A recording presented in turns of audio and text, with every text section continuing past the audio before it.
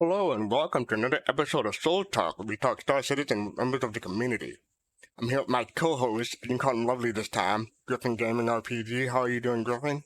Thank God. I'm doing fine. Thank you. How are you? I'm doing well. Good. How was your week?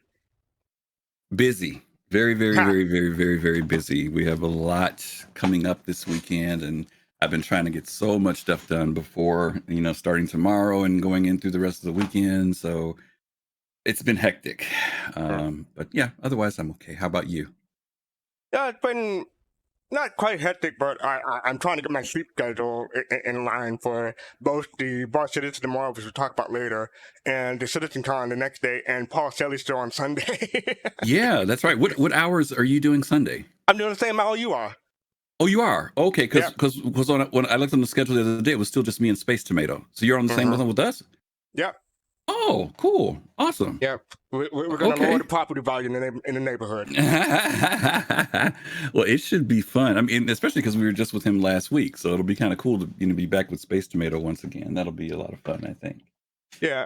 But before we go on, I just want to say people change your Twitch password, and if you're having trouble streaming, Twitch issued some new keys because they had a leak, shall we say, a few days ago.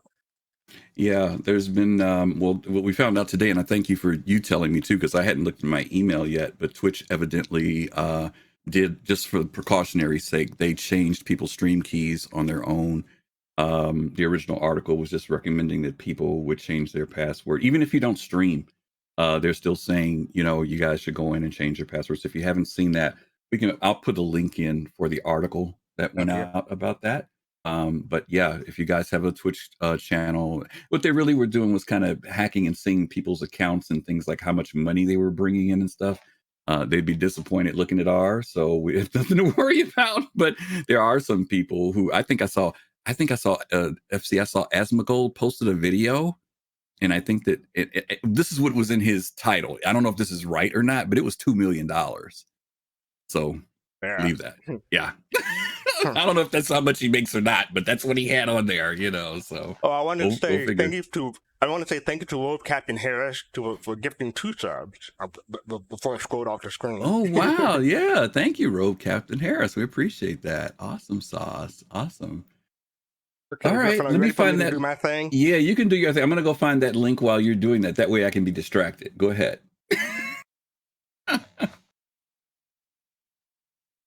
Twice 2 nights before CitizenCon, but hold on to your confetti. Not a crease or a stern, not even a Yeti.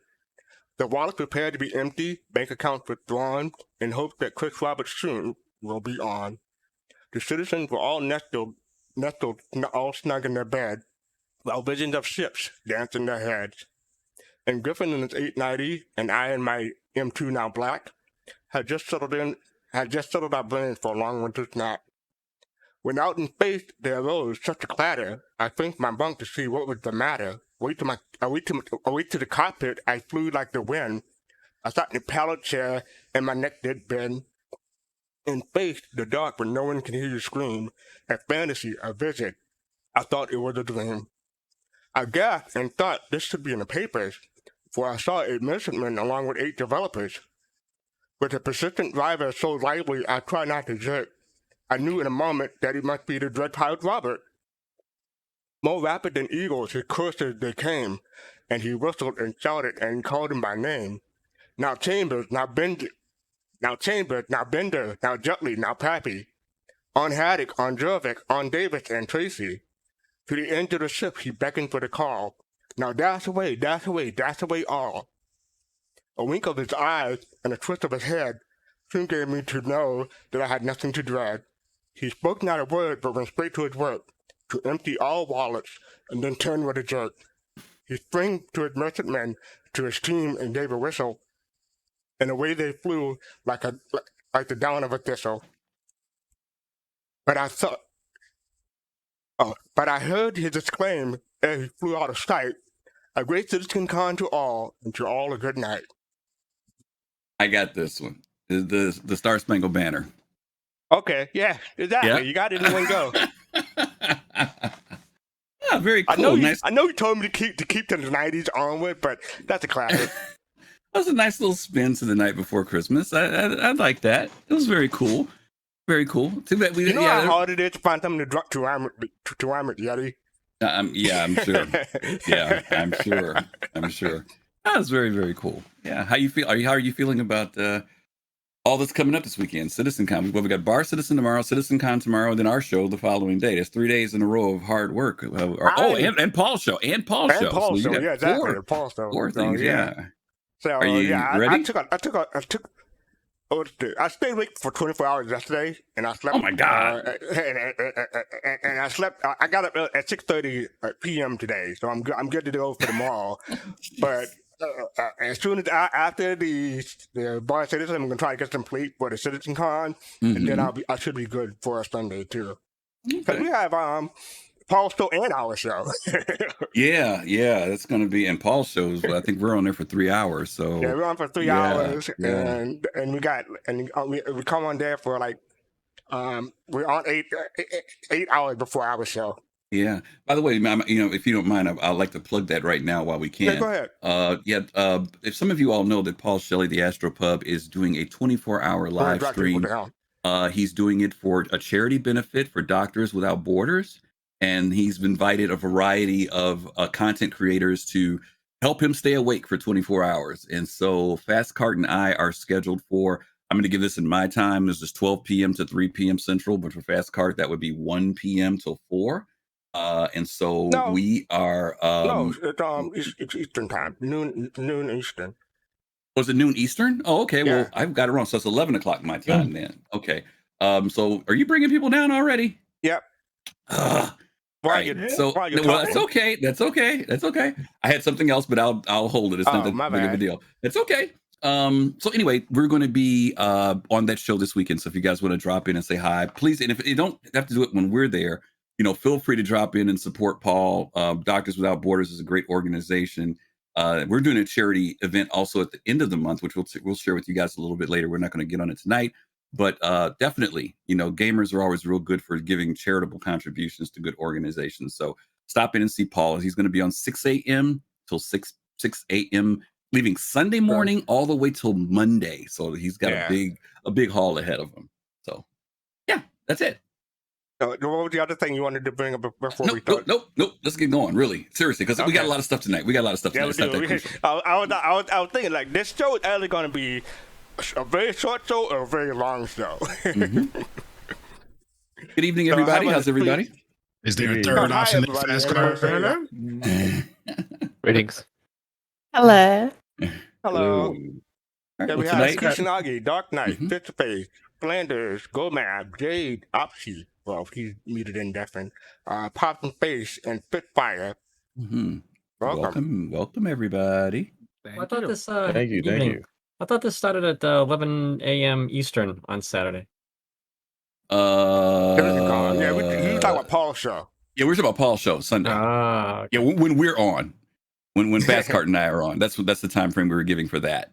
Yeah, you almost confused Griffin. Well, they work, but don't do that. Yeah, I was like, whoa, wait a minute, what? Yeah, okay, yeah. All right. On the screen we have this week sneak peek. Mm-hmm. And any thoughts? The laser trip mine. I was going to say trip mine. Yeah.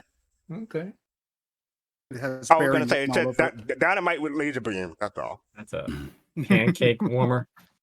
What do you guys think about that? I keep hearing people, I'm always amazed when CIG introduces something and people already have these preconceived ideas of what they're going to do with that thing, right? As soon as they mentioned trip mines, people were like, they're going to booby trap this and booby trap that. I mean, is it going to be that easy? Do you think that it's going to be some strategy to placing these things, or I mean, are they going to be expensive? What do you guys think about that? Because I keep hearing everybody, as soon as we talk about trip mines, everybody goes kind of crazy with trip mines. What do you all think? If they're that bright, then No, I mean, I don't know what your strategy would be. I doubt it. I doubt I think it. I think they've been mainly testing technology on it, right? They haven't really shown, like they've been using test benches. They haven't really shown it in gameplay. I think that might make it harder to determine because I know that the laser length is quite short, probably just to cover a doorway, rather than like the Half-Life Slam, which is infinite length. So it may only have a certain length that you can run it. Another question, will you have to use 2 of them or 1 of them? I think maybe one. I think one for the one entrance. I think it depends on what it shows up in gameplay because it's not like you can just enter through the door, right? You can come from beneath or above. Given that it's used for 0G. Yeah, because if I'm not mistaken, aren't usually laser trips or something that's triggered have to have some type of reflective something on the opposite side to know that the beam has been broken? No. So you can have a single beam and it will still know that it's been broken? I know that proximity. You can have proximity explosions. That once you set it down, whatever it there's either the laser's going to be going off into nowhere, or there's going to be a wall or a door jam or something else that's going to reflect back at it. Right. Well, that's what I'm saying. Something usually has a mirror. Yeah, that's what I'm saying. Usually, you don't have to have a device. It's either going to be something there, like another wall, where it says, "Okay, I am calibrated to." And I get it. If something breaks that beam, you're going down the road. I'm saying, is it going to take 2 things? Is all I'm saying, because just putting the laser trip mine, I would think there has to be something that signals that the beam has been broken. Most and whether of that's the a ones, mirror or reflective surface or something that tells not necessarily a reflective surface, right? Just I'm just saying something that lets the other unit know that it's been broken. That's all I'm saying. I don't want to be taking literal. Think about police radars or police lasers, right? When they reflect, speed. they reflect off. They reflect. Right, but it doesn't require another device across the road in order to check your speed. It's only one gun that they shoot at you, and it bounces back. Yeah, the differentiation. It's only one device, though. That's what I'm saying. I think it should also be pointed out that there in some of the examples, the laser was pointing into space itself. There'll be nothing to reflect off of. Right. So if it's not reflecting off anything, then all of a sudden it reflects, then it triggers and blows. Yeah. So it'll probably for the purposes of gameplay. I mean, assuming in lore it would be something like a time of flight sensor or something, but for the purposes of gameplay, I think they'll just require one unit on the wall. If the laser gets cut in any way, it detonates. Okay. Because I know when we saw the test versions of it, the beam was red before. Now we're seeing like a bright red or whitish looking laser. I hope they make it something that's so pencil thin you have to really look for it. That would make it challenging to me, where you literally could miss it unless you're if you're in complete darkness, maybe not. But if it's outside, you'd have to be really I would thin. like to see. For me, I would like to see the laser. Like you said, really thin or non-visible, where you would have to use a smoke grenade in order to see it. We talked about this last week. The Beast Smoker. I was going to say, if the laser is so thin that it's invisible or technically invisible, how am I going to get my Mission Impossible on? I think it should be visible if you're paying attention. Right. That's but what if I mean. you're not paying attention, you'll just do through it because you don't want it to be invisible. Then, because again, I've always said it should be challenging, not punishing. If it becomes invisible and you got to walk around smoke bombing every 15 seconds. If you don't look around you in this game, you will be punished. That's part of the game. You gotta have situational awareness. Look around, but not having to throw a smoke bomb every 10 feet. Don't you think that people will understand and know what these things look like? The spot them? Yeah, but I could probably put it on, recessed behind a corner or on a box or something where you can't see the actual device. You know what I'm saying? Doors and corners. Yeah. It won't be every 10 feet. It'll be 20. Is that okay then? People are creative with them, and I'm curious to see what the restrictions will be with using them. Whether they stay indefinitely, whether they last a certain amount of time. Because it'll be really interesting to see how. Because this whole thing with persistence is a factor too in the game. Somebody could drop some of these, leave them somewhere. How long do they stay blocking that area? Because the game cannot maintain stuff for months and months and months and months. So I am curious about what the I restrictions. mean, I will be imagine with it'll have like a placement. battery, right? So it maybe has like a 5 or 10 minute battery on it. Something that runs can out. power that laser. 10-minute battery. He's just giving a random know. number. I mean, just Random something to number. break He's just it giving a out. random number. Random I know number. the Yeah. mines. I know the mines, like the bigger mines. The bigger mines supposed to have like, I don't know, if it's like a week timer Yeah, or a something like couple that, several days, days, and then yeah. like you have to go out and then And get just them maintenance. I And don't get know, them. wind them up again or something like that. Mm-hmm. So These trip So- mines are going so- to be used on derelicts, which means they would have had to have been there for a very long time in lore. Right? well, right, a pirate could come by, set it up. He wants to trap people, and I'm going to set up Mhm. some mines, and I have a device that tells me when the mines go off. So I know that yes, my bear traps went off, and I got a couple bears with that actually carry laser beams and stuff like that, and blaster pistols and all that stuff. But you know, to Flanders' point, the ones that are placed by CIG because of missions or lore, that's one thing. I'm more concerned about the ones that we're placing because people Right. will just, you know, go Yeah, sure. crazy. You know what I mean? Yeah. Just dropping mines. I mean, I think 'cause- everywhere. well, from what I remember, of they talked about sort of the mythical cup in a forest example. Eventually, it'll like decay and and disappear. I imagine there'll be similar limits. Maybe like they'll probably have to tune it based on what happens with players and trip mines and whatnot. Mhm. But if people spam them, it'll be just garbage collected, like other things. I think. I mean, like games like Scum, they actually have a similar mechanic where it's like a day or no, it's like a week or 2 weeks, and it Mhm. decays quicker Mhm. if depending upon like if you put a trap a mine, like if you bury it, Mhm. it'll actually decay Yeah, quicker the ones or that are in not. the ground. Yeah, right. yeah. So Yeah, I like Gomab's idea that maybe it's a 24-hour, 12-hour, whatever it is, 5-hour, 2-hour, whatever it is, but that there's some time frame because it is battery operated that it just, it kicks off after a certain time frame. And then also it's good because it also requires you to maintenance. If you're doing a base or something, it requires that you're gonna have to go check on them or replace them, which gives good gameplay as far as I'm concerned. Now, regarding the laser length, though, the question is that if it's a regular doorway or say the back end of the Starfarer, does the laser, say if it extends 20 feet, does that mean it projects like the explosive wave is actually aimed so it gets that full 20 feet? Meaning that know. like Don't if it's know. like a small returns, the doorway, closer it'd you be are bigger. to it. Yeah, the more impact, but who Yeah. knows? It Still, could change it. it's still brand new to us. It's a lot of good stuff there to think about. I got a question about it though.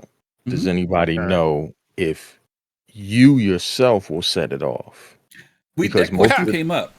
That question came up because people were concerned about their own team members, right? Right. And Because I mean, in reality, right. yeah.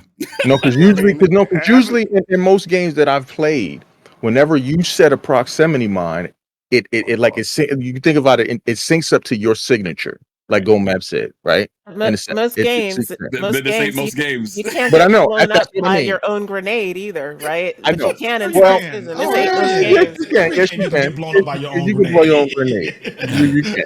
Right, you can. Yeah, but I'm just saying, like, will there be that feature in there? I don't want it that way. I want it to be where you have to be strategic about placing it. I don't want people to think they could just run through a place and drop them and not, because then they become this unreal device at this point, right? And they give you an edge. You should think about where you're placing them because you've got to factor you getting out yourself, whether that's from jumping over it or detonating it on your way back or something, but just to be able to lay them and you can just run through 20 beams and it doesn't affect you. Right. Here's the thing, though. No, I get it, and I get it. Yeah. Here's the thing that I thought of. You were saying about that the mine somewhat syncs to your signature. Yes, that may be the case that it syncs to your signature, but not your 20 other teammates. Yeah, which is why I think this should just be active, and you just got to be serious about where you place them. And that's true. And I not to go too long on it, but it's like that's where communication comes into play. Mm-hmm. Like, hey, listen, I set up mine halfway down the hallway on floor 2. All right, let you know. You know what I mean? Let me ask you this then, Fizz, to your point. Do you think that there'll be people in your team that will work as like your mission specialist, your demolition person? You know what I mean? Like that person who, that's their gig, right? Because they strategically place mines. Because I don't know if I want everybody in my group placing mines. You know what I mean? Because maybe I don't know where they placed it on my way out. You know what I mean? To me, in this game, you have to. To me, Now, I mean, you don't have to, but you have to. It's If good. you It's understand what better. I'm It's a saying. better thing to do. Yeah, Right. it's better. You have to have that designated person. If they're going to be demolition, that's your job. You So know. Griffin, real quick, can you bring ODZ down? Because whenever I try to move him, it moved the channel and not the person. Oh yeah, well yeah. Please don't move the channel. There we go. He's here. Hey, OZ, how you doing? Okay, cool. So yeah, so I just want to say when I didn't pick it, but when I set up this scene for this sneak peek, I was not expecting such a lively discussion about this. This is what I meant when I said this show is either going to be 1 hour long or 3 hours long. So yeah, lively discussion there. Well, it's been a hot topic. Yeah. Right? People have been going nuts. Oh, it's so bright. You can see it from everywhere. Nobody is going to be used. I was like, come on, people. It's just the artist rendering right now. They're going to tweak this stuff. Exactly. Relax. Exactly. Go hug your kids. Exactly. So I mean, hot that would it's be explosive. pointless. It's Yeah. pointless if it's like that. All right, what's next, Fast Cart? What we got? All right, so next up we have the times for CitizenCon. I had that on the screen. I also have it in Discord in my my share, that screen share. So you're going to take a look. We're not going to spend too much time on this, but just want to say that they put it a time for UTC, so it's not going to convert to your local time. But yeah, so have anyone had a chance to look at them and have a thought? I'm surprised that the opening is like 5 minutes and the closing, well, we don't know how long the closing is, but yeah. So I'm surprised at some of the time for these. You know, in a way, yes, and in a way, no. Because usually we're used to, and if you notice, some people made some comments about this, that they didn't title these as keynotes when Chris is talking, which is usually why the opening and closing are longer. There's usually part 1 and part 2 to the keynote. This is actually more of just like what is just an introduction to the event. But if you look at the times, this is 8 hours worth of content. And so there's a lot there. And of course, there's probably going to be segues in between these, which probably adds at least a couple more minutes between them, or they may end at a certain time. I'm sure these are start times, but still, it's 8 hours. It's a long day because CitizenCon does not last this long normally. So it's going to be a very, very long day that day. And they did say, go ahead. They did say it could be like a 30-minute, here or there. I think that was so that they time. could fit in fan videos. Is that what they're trying to? Yeah, I thought it was just for them to start it, though, right? They are doing fan videos. We do know that. In between, we do know they are doing those. One thing that stood out to me was that the Tony Jerback is not like 3 hours or 4 hours long. It's only like an hour and 45 minutes, according to this.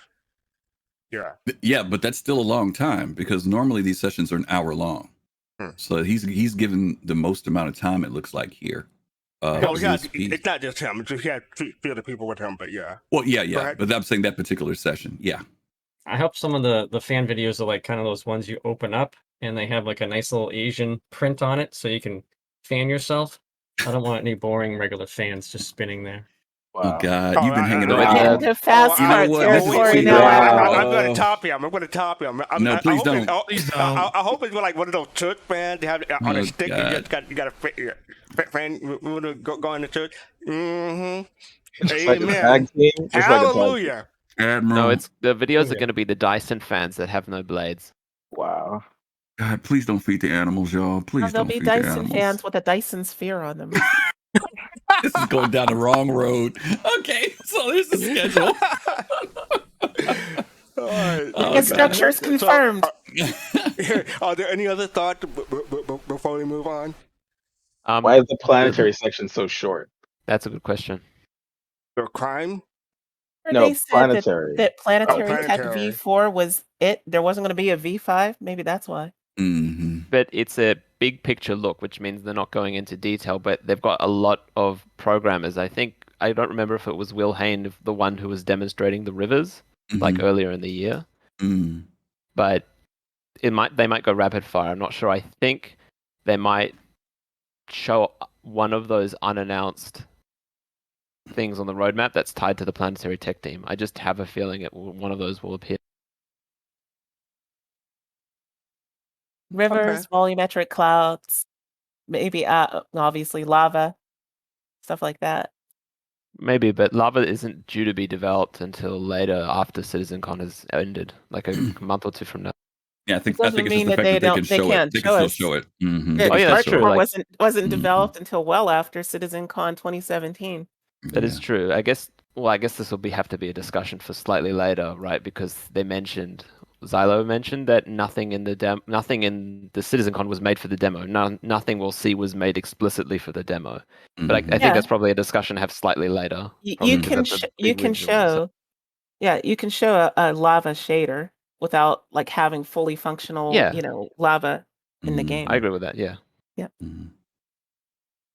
Okay. Okay. All right. So moving on. Next up, we have Friday. I think it was Friday. They introduced the Halloween, a bunch of Halloween promotions and contests and stuff like that. So there's a whole bunch of stuff that they listed. I tried to go through a few of them, but this is like Hall Beyond the Stars, Day of Vera 2951, and they have paint jobs and ships and ships for sale. So they say that it won't be available till P15. Mhm. They also have new helmet, Hall helmet. Let me expand it real quick. Is that the That's the new same one, or one. is that the same one That's from the like? old Right. one. It's just Yeah. that That's this the year same you one have to from- work for it. You just have to Yeah, work for it's it just this year. repurposed a lot from last Mhm. year. That video was from last year. That helmet Right. from last year. The only thing we Mhm. don't have from last year is the Van Duel mask, and I wish we did. Yeah, I was surprised they didn't have him work for that one again, but yeah, I'm you got not to a work for fan the of bar the this Jumptown Van year. would have Duel been hella more spicy if they had given that mask away. Yeah, I know. We were cooped up in there for how long? It was over an hour, wasn't it? Yeah, I wish That somebody. was Well, I fun mean, though. We had the outs- master plan to get in. outside was jumping, but inside was just, it was kind of like, yeah. Well, just let you know, guys. Know we set up at Jumptown, and we're waiting for people to come in to ambush them. So Okay. Cool. Very cool. Now, what you're supposed to do is have those Fieldsbury masks on while you were in there. Did you guys put those on?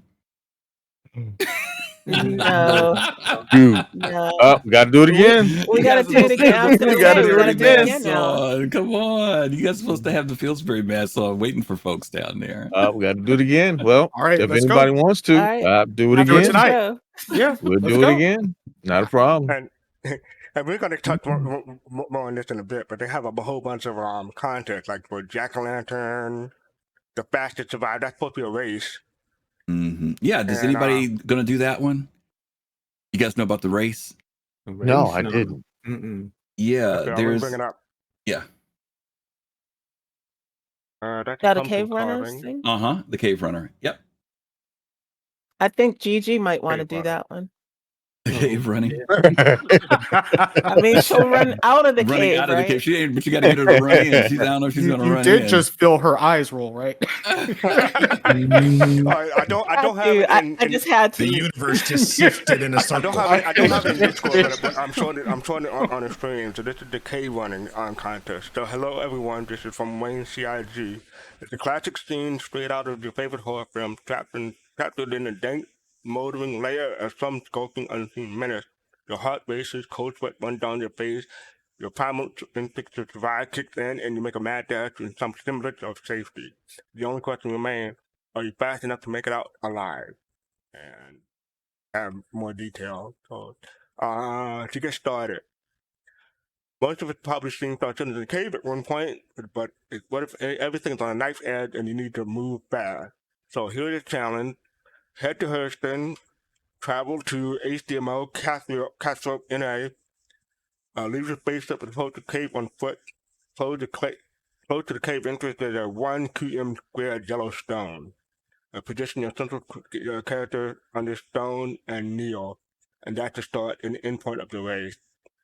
You're supposed to use a video software to record your attempt, and it goes on to list the rest of the world. Let And me they say have that a I'm map. disappointed. I'm disappointed, Fast Card. Right. Because this should have been the testing ground for the Boreal Stalker. They should have made it where you go down in the bottom of that cave and you hit a button and a cage open up and that sucker comes out and you got to run out of the cave. That's what they should have done. That's what they Kind should of have like done. the Yeti in Star Wars Empire Strikes Yeah, Back. you need some incentive. You need some incentive for getting out of that cave fast. You know what I mean? Or you need to grab something from the cave that the stalker is in, and then make it. To piss it off? Oh yeah, that'd be good. Egg. I don't know. So first place is a Drake Caterpillar, and second place is Drake Buccaneer, and third place is the Drake Dragonfly. Now, I'm not even gonna try because I'm bad at walking in Star Citizen because I can't really use my WASD keys. I have to use my mouse and WASD keys.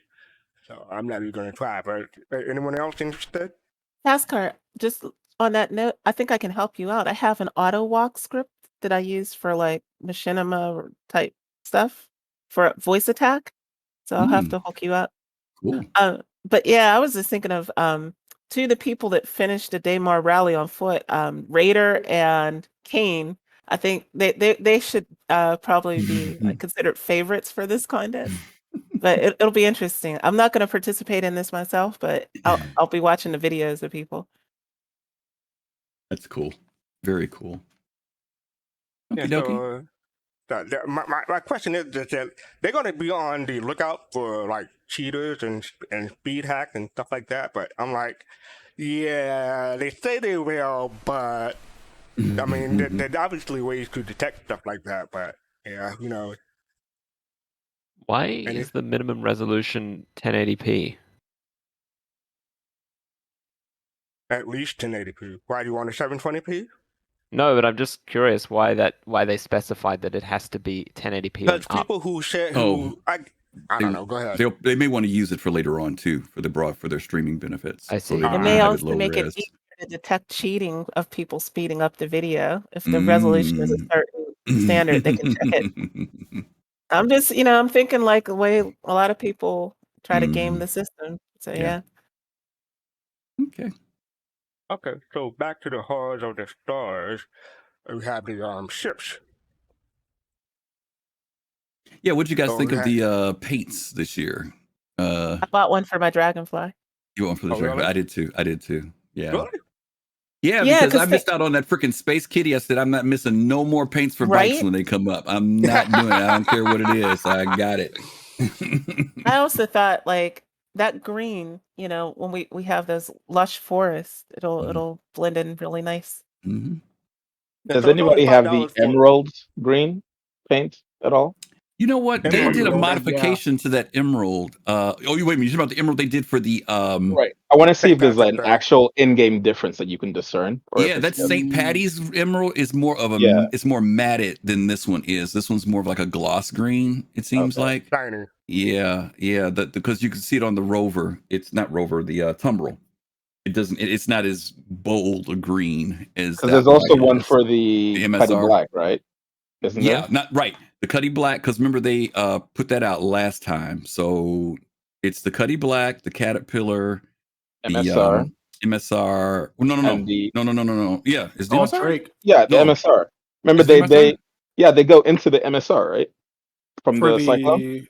Oh, you're talking about that green. I'm talking about the new green. I'm sorry. Oh, okay. Yeah, that green. You're right. It is the MSR in the Tumbrel in that one. Yes. Okay. Yep. So I just want to say I don't mind giving CIG money and supporting the development of the game and stuff like that. But I can see $5 for a paint job, but they want freaking $11 for the Caterpillar. I know it's bigger and that's too much for a paint job. Those pixels cost money, Fast Card. This is like to make that Drake look a little bit better. Yeah, you gotta remember too, they price stuff out a certain way too, Fast Car, because if you notice, you can get all 4 of them for a different price. Fast so Car it's done that way deliberately. Yeah. Fast Car, you never played Black Desert then. Yeah, I guess not. Yeah, you get all 4 paint jobs for $22.40 USD. And they slashed out to 28. Okay, this is tangential, but do you guys are you guys happy with the paint system that they currently have? Because I dislike it. It's probably the thing I dislike the most. in regards it's interim, so I reserve judgment Yeah. because like Yeah. this is not what they intend. You know, they're going to have more customization options. I mean, we're getting that shop, right? So Yeah, that's you the know, thing this about isn't the it. only way that we're going to be able to paint our stuff. Yeah, I think it's just the eagerness that we want to be able. Everybody wants to make their ship feel individual, you know, and so there's a part of us. Some of us who will wait, you know, will say I'll wait. Some of the colors. What I'm hoping is that if people did pay for colors like this, like we just talked about, this emerald, this green that they have, hopefully that's an exclusive green and not the same green that's in the game later. That'll give it some value. But they've never made it clear. They've never said you may be able to get that same green in game. In game, So we don't know. I'm hoping to get the Omega, Mustang Omega red and black sometime. Yeah. I mean you can't get the Mustang Omega anymore, so that's what I'm hoping to get. So I'm hoping they do put it in game. But then it diminishes the Omega at that point. Then see, that's the thing about it. You know, that was part of the reason why people wanted to get it. And I get what you're saying, Fast Card. I just don't know where they're going with this whole paint thing. I'm more disappointed because they got us kind of pumped up when they did it for the 300. And I've been saying, okay, could y'all do that for some more ships? You know, so we can start customizing our ships a little bit more. And of course, you know, Pros is coming, so maybe that's going to be our next stage to doing that. But not even what just I'm the not happy 300, about though. are the schemes. Oh, right. That's what I'm saying. I wish they would expand it into other ships being able to do their ships now. But I hate the color schemes they've been coming up with. I haven't been that crazy about like the 2 color tones they've been doing. Right. I don't like the pattern. Yeah, I haven't been happy with that. I haven't been. I mean, I'm only interested in red and black personally. The other colors are okay. I would guys can clarify for me: is the 300 the only ship you can color without paying for a skin? Yes. Okay. Right. Yeah, because I've been trying to think ever since. I've been looking at like the Kickstarter backer rewards that they give you. The first one that if you sign up was the Electro skin changer, right? How do they even know how that's going to be implemented? Do they remember it exists? That's like the question. Yeah, because there was early skins that we still don't have for some ships, right? I have a few of those. So I mean, the idea is that you could have you could have this green on and a red on, and just flip them whenever you want. So. Oh, I'm sorry. Oh, Steel Legacy. Okay. We're gonna have like, someone else join. You make a skin system that you don't have to pay for. What's stopping a user from recreating a skin that somebody paid for? I imagine that's probably something CIG has either not thought about or is desperately trying not to think about right now because but eventually, it's not a topic that I think it's tricky once that happens. I kind of feel like with this, there's not going to be a particular like totally unique color scheme. Right. I mean, you don't have that even in the real world, So anybody who thinks their ship is going to be extremely unique because of their paint job, I'm sorry, but I don't. For the example of the Mustang Omega, it has AMD on the side, so it'll always be special in that manner. But I just want the colors. I don't care about the future. The logo. I gotta ask a question here, and they're gonna put a ghoul on it. Okay. Really, they should. It goes good with Well, Drake. speaking of that, though, Admiral, like putting a decal on it, like right. For me though, I would like to see. I don't know if it'll ever get there, if they will do that. But if anybody's ever played APB Reloaded, their car and clothing customization, it's probably the best I've ever seen. Is it better than Guild Wars 2? Because I think that's the system they need to copy. Because you get a base set of colors, and then all the ones you pay for are, modifications of those colors. So it'll be like, a glossy one or like that unicorn, like rainbow type color or whatever, right? But you get a base set for free, which is what I thought they were going to do. Because remember when they showed us that video a couple years ago? And they were just showing ships and they were just changing the color? That's what I thought we were going to get. And then maybe they could do like, what do you call it? Like an actual paint scheme as something that you could pay for, like a design, and then you can have dye channels on your ship and then choose whatever colors you want. But if you get like a particular patent from CIG, maybe you can't get it in game. That could be something I'm cool with. But if we're just going to be paying for every single color, except for the base ones that the ship comes with, like, the default, then I'm Yeah, actually very disappointed. I don't know. I don't think that's the case. When you get a 300 right now, you have a selection of colors that you can pick, and then they have like what they call exclusive colors, and then there's like a third tier level of colors that you pay for with cash. So I think that they're always going to allow us a variety, and I think there's going to be this balance too of what are the things that you can buy with game credit. I'm a little hazy about what it means by when they talk about you'll be paying for cosmetics in Star Citizen, because paints could fall into that category, you know. So maybe there are some like right now we're paying for the green that and hopefully that green will be an exclusive green. You'll get a green that's close to it in the game, but I'm hoping that it's exclusive because we're paying cash for that. But hopefully when we do the game, you'll be able to use game credits. You know, those if you buy a ship, you can get some default colors like we can right now with the 300. You can pick a default color, doesn't cost you. You start doing those extra loadouts or paint schemes that you pay for, then that's a whole nother thing that could become under cosmetics. Not the weapons and stuff, but the paint could fall under cosmetics. And it could either be by game credit or people who want to pay. Some of you remember when they did the Aurora and they did like 40 different paint jobs on that or 30 different paint jobs. You guys remember that? That's the video I was talking about. Yeah. Remember that? Yeah. And it had different paint schemes and everything else. And they talked about that a little bit then, but they also talked about some difficulties with doing it. So we'll see. You know, hey Griff, when do they you think showed both of those, I remember seeing both of them, and I think they were It was the those same were video. showing what they could do with the technology, not necessarily what we were going to be able to do. Right. And that's what they said. They said there were some issues with them being able to give it to us in that same way. But we'll see. Real quick, I just want to say thank you to Nomad 1701 for the subscription. Appreciate it. Yes, thank you. DK, what were you saying? So I have a question. Yeah. So we have the paint job, and you have ships with Halloween paint. Are people just buying the paint job, or people buying the ship as well, or either or which one? I bought the paint job. I just bought the paint because I already had a dragonfly. Dragonfly, yeah. I have a dragonfly. I don't know where I got it. I didn't buy one. They gave them away. Right?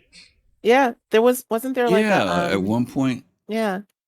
With the referral thing, they gave them away, Yep. and that's then you might Last also be month, getting right? it in replacement for something else that you own, because the dragonfly does go out as a loaner. I something. guess, That's true, but also. I didn't like all the ships that I have are ones that I actually have. It seems like the Freelancer, Dur, and the Titan, the Avenger Titan. Like, but I still have the Arrow, and I still have the Dragonfly, and I don't know why. Yeah, maybe I Enjoy. shouldn't ask questions. Enjoy while you can. I would like to point out one very important thing that I cannot let pass. Okay. The Dragonfly is made by Drake. Yep. Oh, Drake, right? Yeah, Now, those are all Drake ships on this particular pass. No, I'm just saying there's some people around here that have a lot to say about Drake ships, but they love them some Dragonfly. Dragonflies. I just wanted to point that out. I know who you're talking about, though, Dragonfly Matt, actually and I'll works. just I'm not say calling this. nobody's names. I'd rather ride on a Dragonfly than explode on a Nox. I'm just waiting for my X1. Then I won't be riding any Drake DK, what you got? stuff. DK. Oh no, the only thing I was going to ask Griff was, do you think it'd be similar to what we have in Elite Dangerous, where selling ship skins and cosmetics is the thing that they do, as opposed to, because after ship sales I see maybe limited ship sales after the game is released, but I would imagine the funding would be coming from cosmetics. So maybe they'll have a variety of different paint jobs and skins and things like that you could put on your ship. And purchase with real money through the store, or perhaps in game at a store. Think bespoke wraps on ships instead of just like paints. Like, you know, like you want tiger stripes on your 600i. Exactly. Right? Exactly. That's just how you roll. Yeah. That's what Fastcat was saying. I'm not here. putting tiger strikes on my 600 though. So Fastcat was saying, like, why I'm would going you Matt have? Black. Why would you want? I got the a green random one? question. Does anyone know the rendering API Star Citizen uses? Is it Vulkan or DirectX? It's going to be Vulkan. It's going to be Vulkan. It's moving to Vulkan now. What is it right now? Not, I think it's like something DS. else. DX11 right now. But they're going Whatever to go to 12 and CryEngine Vulkan. used. Yeah. So what Dion Citizen by the way, said, still Legacy, welcome to the room. By the way, we dropped you in. Thanks for stopping in. just real quick, Dion Citizen said, "I'm not spending real cash on no in-game paints." And then what you said, Griff, kind of brings up the whole thing with the fuel ship, the big one there. What is that? Starfare? The Starfare. Like right now, the paint for that is like 200,000 or 250,000 UEC in game. And so if like you really want to paint, like, and you don't want to have to keep paying that out if it gets destroyed, you're gonna want to pay like the $5 or $7 or $12 for that. Like You I know had what, to Amber? You make a good point. But And couldn't their that be model- artificial? Well, here's the thing. Their business model is going to be really interesting on how they continue to generate funds for a game that all of us have paid for already. Yeah. And so I think that there's going to be, like you said, Admiral, that balance between those who are willing to grind for it and those people who will say, here's my $5, you know. I mean, it's got to be careful though, because this sort of argument it leads to that very, very iffy area where people say, well, why would they ever be incentivized to finish the game? Huh. You got to be really careful. Like, Well, there is no seriously. finish. There is no finish. Well, there there is no is- finish for the game. Yeah. That's I think just you it. mean There's There's no release finish, the but game. I think it means Release the go game. live or finish the beta for the game to go live. And I would argue that other games have cosmetic items. I mean, so Right. Yeah. Second Life But has cosmetic items. Elite I'm- Dangerous does. They finished those games, so I'm Yeah. thinking more of the argument that I've know people have used where they say CIG doesn't want to release the game because they know people pay money for ships. by argument, you Um, mean I conspiracy know, and theory. I'm not saying that. I'm not saying I agree with that. I'm just saying you got to be Yeah. careful because that's the argument people use. Yeah. But look, And that you use it, say- it doesn't make it valid. Yeah, people will always find a reason to. It's not a to very raise sound a argument. point. Right. I Well, would what they'll do is like- they'll raise an issue because they sometimes don't like what's going on, and it's not valid because this model is not a new model. I think to Dark Knight's point, because I'm always amazed at how many people will drop money in Elite Dangerous on those skins and paints and stuff. It's Oh, crazy to shoot. me. People And- spend and they- hundreds of dollars on and- stuff. Right. I'm saying that Your boyfriend CIG has a different plays model. FIFA and Yeah, I'm- buys shoes, But- colors, Mhm. different shoes. True. But I'm saying CIG has an interesting model that they have to do because Chris has stated that most of the things in the game are things that you can earn in game. And at the same time, they have to create this business model that continues to generate money beyond the money that comes in for Squadron 42. There's still going to be studios operating and developers and new content being made. And it's not because we're buying, paying us a monthly subscription to play Star Citizen. So I'm just saying, I'm curious to see how they're going to create a model that makes both sides happy. The people who are willing to put that time into the game and get that nice skin or the tiger stripes, and the people who are willing to say, hey, I don't have the time for that. Here's my $5. Yeah. They're going to have And to Griff, create you were something. talking about people were talking about release, and Mm-hmm. my theory is that the release is the day that AUEC becomes UEC. Oh, That's yeah. Yeah, they That's it. told us That's that's the the release. deal. Whether Yeah. it's beta, whether it's full, Yep. whatever it is. Yep, When it yep, yep. becomes UEC, that's it. No more What is the phony money. exchange rate of AUEC Right. to UEC? I believe haven't- it's they from- haven't- 1,000 UEC for $10. Yeah, Right. that's what it is right now for Right. AUEC. They're still, I don't know, with the economy thing. I don't know. Are they able to say what UEC will be? Will it be equal to, or do you think it'll shift a little bit? I think they said the ship prices will increase a lot when They will. it becomes They will. released. Yeah, they Yeah. will. Because Yeah, they it's like, will. oh, I Either- only have to spend $32 million to buy a mega yacht. Mhm. Yeah, Great. Either the ship prices will increase, or how much money we make will decrease, Mhm. or both. Yeah. Both. Yeah, they'll Don't At figure it out. 890, it'd be $300 million probably, or maybe a little bit less, but it'd be pretty Yeah. darn expensive. Standard, don't introduce that conversation. We hollered about it last week. That actually, I would be 100% in favor I of. was gonna make a Standard joke about needs that. to happen, but we're not going to have that conversation right Yeah, now. I was gonna make that joke. I was gonna say you say the Twitch will be when AUEC becomes UEC. I'm saying Twitch will be when UEC becomes cryptocurrency. Yeah. Oh, Somebody already created an Ethereum token that's We'll have called to. United Earth Credits. So. Listen, Oh, boy. Yeah, they did. Okie dokie. What's next, Fastcart? We've been on paints for a So half next up hour. we have we're going to talk more about the different contests and everything going on with Star Citizen. So we have the pumpkin carving contest we showed on previous page. So again, the first place prize will be the Great Caterpillar, second place will be Buccaneer, and third place will be Cutlass Black, all the way LTI with green skin. So these are some of the people who entries that won last time. So those are pretty good. If you're good at carving up a pumpkin, this is the contest for you. So moving on, we talk about the cave running contest. Tales of Star Citizen past story. This may be something that I may enter, but it's like whether it's CitizenCon itself, a bar citizen, or just a grocery store visit. Share your cool story when you encountered a fellow Star Citizen in person to reminisce. So I think this one is going to get a lot of submissions. They have 10 so far right now, but you get a what is it? Toby Eye Eye Tracker. Tracker there, the Toby Eye Tracker 5 for the winners. And you have until October 11th, so that's Monday. Yeah. And to enter that. You're gonna be writing in your sleep. I don't know when you're gonna have time to write that. Yeah, right. I do it between Paul's show and hours on Sunday. Oh, okay. There you go. Okay. And last but not least, we have the CitizenCon watch party and win. So walk away from 2951 CitizenCon in style with a custom Xenothreat themed Astro Gaming headset. That's pretty nice, actually. So you got to, what is it?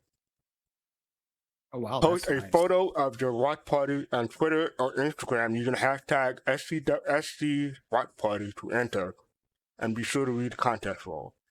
So you got to do that by October 11th, 11:59 p.m. Pacific time. Face to face, that doesn't mean taking a picture of your Discord channel, just so you'll know. All right. Oh, you gotta have a party. How about the Zoom?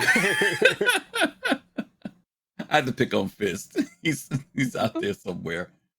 Yeah, I'm here. I hear you. I'm grinning. Some nice headsets, though. Go ahead.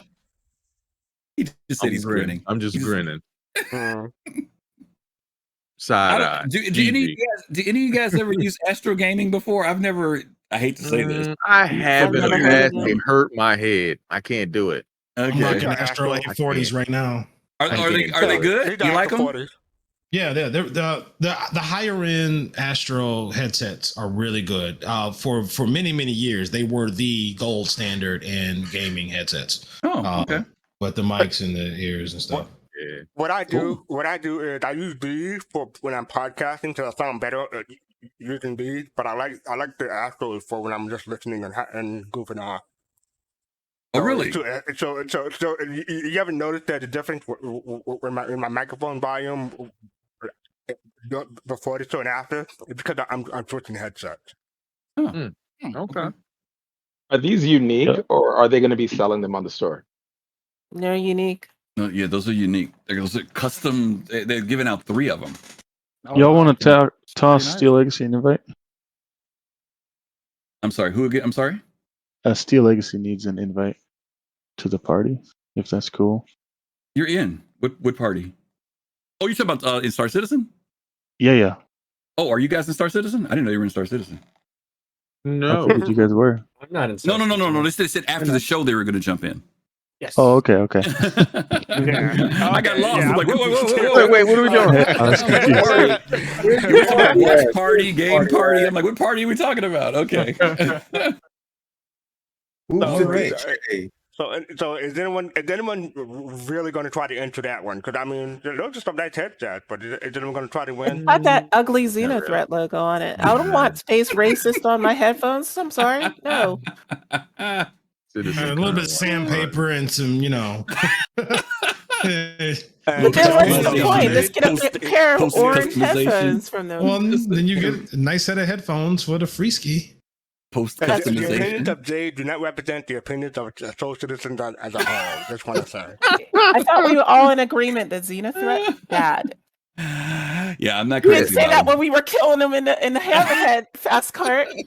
When you were in the The thing turret. is, they're free headsets. I'm fine with it, and I already have a pair, so I'm good with not entering. But I mean, if I hadn't and I knew how good they feel and how they sound, I would go for it. But Yeah. I'm not doing a watch party. I'm not that interested. So moving on. If anybody, I'm sorry. No, go ahead. No, I was just gonna say basically, if anybody wins them, within this community that's here, I'd just like to review on them. Also, a note about those headsets. Those plates are interchangeable. You can take them off. and replace them with different colors, different styles, whatever. You can take them off and spray paint them whatever you want. I'm Yeah, gonna model. cool. I'm like I'm not a sponsor or anything like that, but here you can take it off, take it and put it back on. Okay. You know what? I have questions about it. I'll ask after the show. Okay. All right. So next up we have. I don't know how long this topic is going to be, but you have Concierge program enhancement update. Let me put the link in Twitch chat. But I'll go down to real quick, and they basically said all Concierge backers will be granted an additional buyback token, and they said all Concierge members will be granted a free Star Citizen digital download, so that if you delete your package, you won't lose access to the game. Any thoughts? That's a good change. Yeah, that's huge. Yeah. I mean, that's really big. Because I've almost gotten screwed on that a couple times when they're like, if you melt this ship, that you'll lose access to the game. So all those ships, you won't even be able to fly. So good luck with that. Exactly. Yeah. So like, I think it's a long time coming. Like, I'm looking forward to the buyback token thing myself, because I note and buyback stuff quite a bit. So having I don't think I've ever used it. I think maybe one time.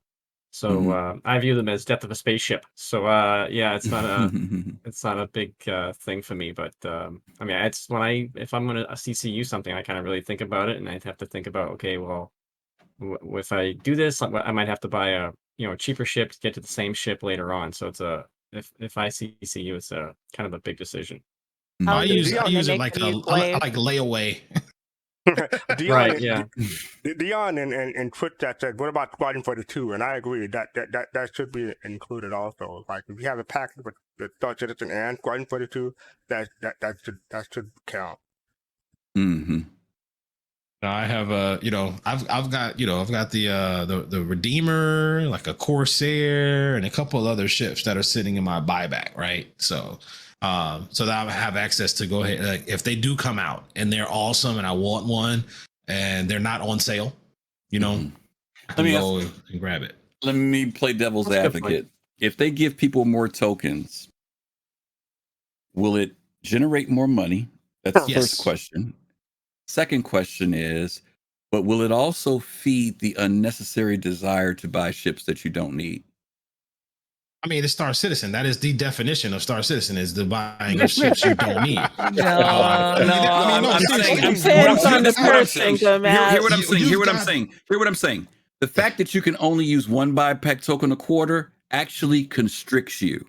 Yeah. You even though you may want to get something else, you can only buy one. You're not going to spend the extra $400. You're going to wait for the buyback to come around the next quarter. And I'm saying, will people become less disciplined when they have now been given 2 or 3 tokens and start spending money that maybe under any other circumstance they probably wouldn't have spent? Yeah, it's like anything else. They're adults. I mean, like, I'm not taking anything away from them being adults. You need to seek help. Listen, that's everybody in this channel probably. I'm not referring to that. I get what you're saying about them being adult. I'm just asking because I can also see how this could go into a dark direction for some people. That's all. That there are some people who control themselves. A lot of marriages have there will be people, and there will be people, and there will be people who will play on that. And because they're gonna ride on the fact that this is just another way for CIG to grab more money. You already know that speech is coming. Not that it's benefiting concierge people, but they're going to take the darker tone to what this is about. And I was just kind of curious as to what you all think people will do. Will people still say it feeds the gray market? It definitely feeds the gray market. I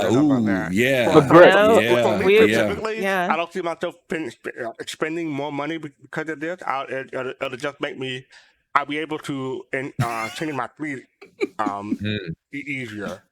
Didn't you already state the restriction that's already in it? You can only spend 1 a quarter. So it doesn't matter if you have more. It's still the same. You can only do that 1 wouldn't. They're going to change that. Guarantee you that. J2, I saw your remark and you made me laugh. He says they're only for concierge who have already proven their lack of discipline by becoming concierge. Okay? Hey, all I gotta say. The reason why I'm saying that, Ozzy, is that to have extra tokens, like right now, like I think I've probably used tokens twice since they've been implemented. I'm like Admiral Kusanagi. I rarely use tokens. So they sit there for me. So to have them and not be able to use them is, you might as well keep it as the same thing where I just got one, if I can only buy one per quarter. So I think that they're going to open it up because, again, there is a generation of funding that's going to come from this. And I'm still amazed, to be honest with you guys, that CIG is raking in as much money as it is at this point. Right? They are still record breaking going into year 10. And I kind of thought that this year was going to be a year that we were going to start to see that wane a little bit. Well, but we were talking about this a couple New weeks ago. backers. To be I fair, honestly think, let me finish. I honestly didn't think they would cross 400 million. I honestly believe they're going to cross it before the end of the year now. I thought they were going to do maybe first quarter next year, but they're over 387 or 88 million right now between CitizenCon and the anniversary. They're going to make that money. It's Yeah, This 90 will days. be the but first to be billion-dollar video game, and I 90 think it's days because of the tops. new backers. To be I fair, don't- Griffin, isn't Fortnite they're all already making billions? they're all making less money now than it did at this point last year. So I'm Yeah, thinking but that's about, the no, that best at this year. point. And this is the second best year, though, right? Second Last year, year right, was it the is the best, second best. and this year's the second best. So I mean, Yeah, because everybody was stuck at relatively- home last year. Yeah, that's the difference too. You're right. So That let me is go a off. big Let me difference. go off into what But this Jade is another. said. Okay, I go want to ahead. quickly say that she's talking about the gray market. So, and this goes off the whole system of keeping things not in sale. And is if like someone wants a carrot when it's on sale, they'll go to the gray market and try to get it there. And if there's now these buyback tokens, you're telling me that it's easier now to put these out on the gray market. So shouldn't they just like have these ships normally on sale and then like when these sales come up, you get it for a much cheaper price? That's an age-old question that Mhm. has been in the community for years, Admiral. And people still buy. Yeah. No, I get it. I'm a concierge, Now, and this is what I will tell you, Admiral. I've been on recently looking at eBay, not Gray. I've been looking at eBay, and I remember when ships used to be ridiculously priced on there, and people were paying for it. The prices have come down much closer.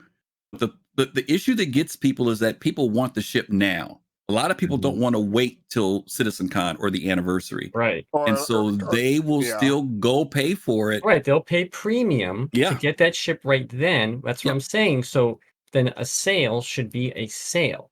Like if you want to wait and save, maybe the interest doesn't have to be on doesn't need a quote unquote sale ever. But I'm just saying if you want to spend $1,500 for an Idris, you could spend $1,500 in Idris year round.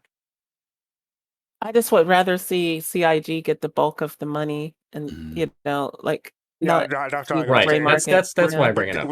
With this increase in buyback tokens, maybe we'll see less used in the gray market instead of more. A question though, That's a good point. the gray market, they're still buying the ships, correct? Yeah. But it doesn't go So directly to CIG CIG. is still getting the money, But and the you're additional just revenue- gifting it. Right, but They're they're flipping gifting them. it to you. Right, They're but not the- selling them at cost, DK. They're inflating the prices. Mhm. They're, That also. the interesting thing about this, it ties back into a lot of people that are opposed to cryptocurrency. It's like, but they're buying ships off the gray market, which is like, Right. to me, it's even worse because at least if CIG had their own cryptocurrency, that money would be going to CIG. Mhm. Plus, with the Not gray some market, random gray market dealer that inflated the price of a ship, But by let me throw 30% this because it's in. going to come out in the next patch. But let me throw Real this quick, in. real quick, DK, let me just say, plus with the gray market, I mean, there's always a chance that you may get ripped off. But with CIG, you're getting what you buy. Exactly. That's the Yeah. that was my other concern about it. Like I forget what case it was. It was this year, I think, and someone said that it was a big ship and they had it for years, and SIG just came in and like tore it away because it was a stolen account. Yep. DK, what were you going to say?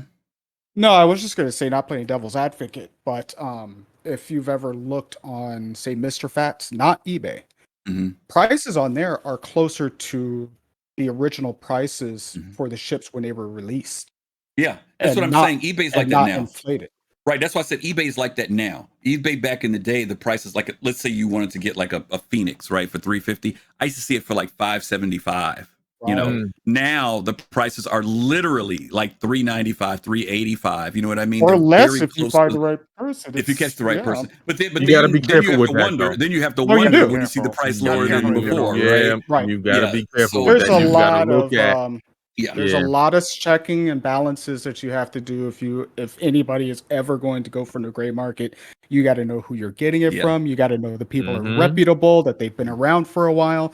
They've Yeah. made a lot of transactions, and and that's just the way it goes. Now, By what the I way- buy for the gray market, maybe if I get like a little dragonfly for an LTI token, something like that. But I wouldn't go for a large ship or anything Yeah. like that. But I mean, have You at it, also- Haas. But It's not a the other, bad. the other thing you have to factor in is that there is a whole group of people that are masters at saving tons of money on with the upgrade system.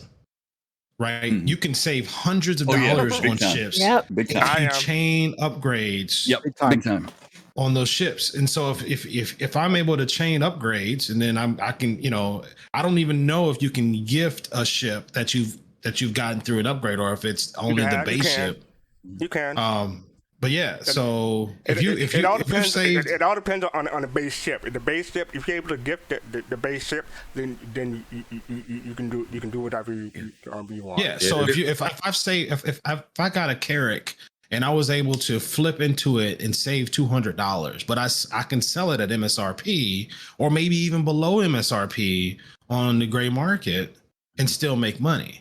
Yeah. So I think that's where you're seeing a lot of these ships that are still online being sold, but at prices that are close or the same as the current in-store price. There's Let me a say two option. things. Go ahead, Fast Car.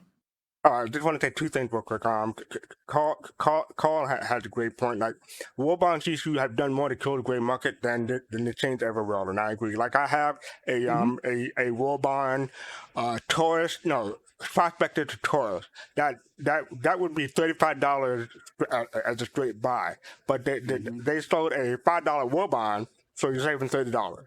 So that's a great deal. If you're a subscriber. The other thing I want to point out: be careful what you say.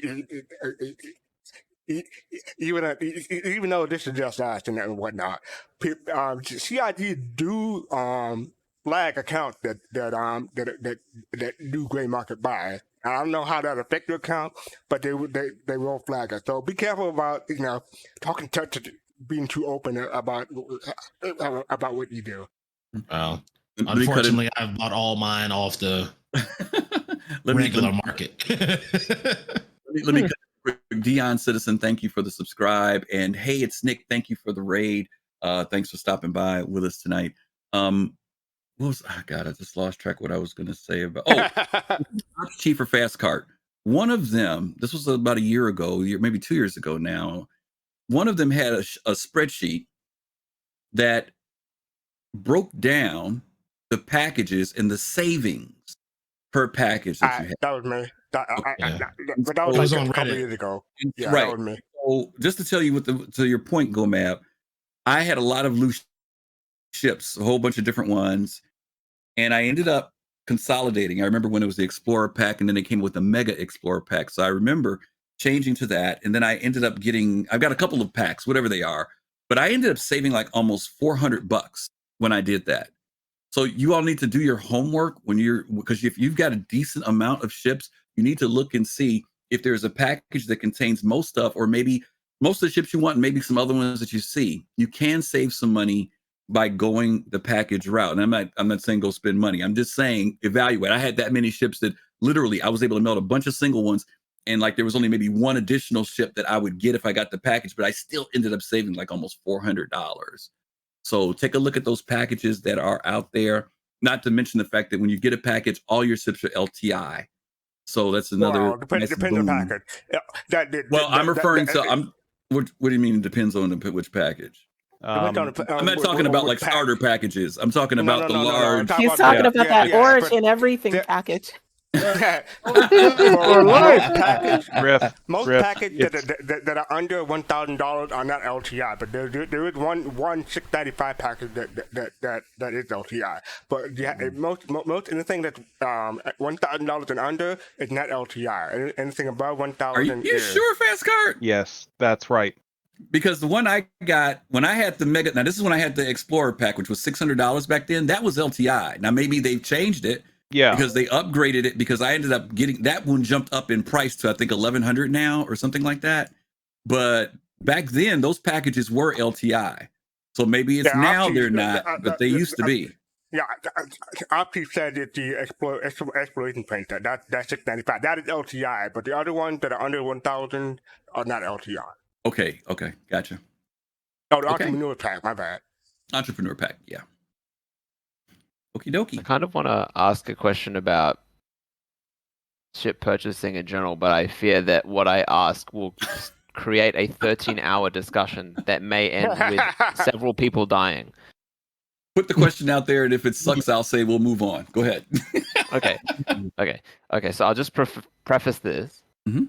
by saying that I know why people buy ships. I know that people have disposable income and they make the choice themselves. Mhm. I know that people want to fund the development. I know people want to pay for the game and the ships. I will also say that I don't think people should buy ships at all. I also know that ship purchases go directly to development, and that's the way they make money right now. Mhm. I'm just curious about what happens at the end of the day when the game goes to release. Ship purchases are disabled for most ships. Mhm. Alpha beta progress is wiped out, Mhm. and now we have.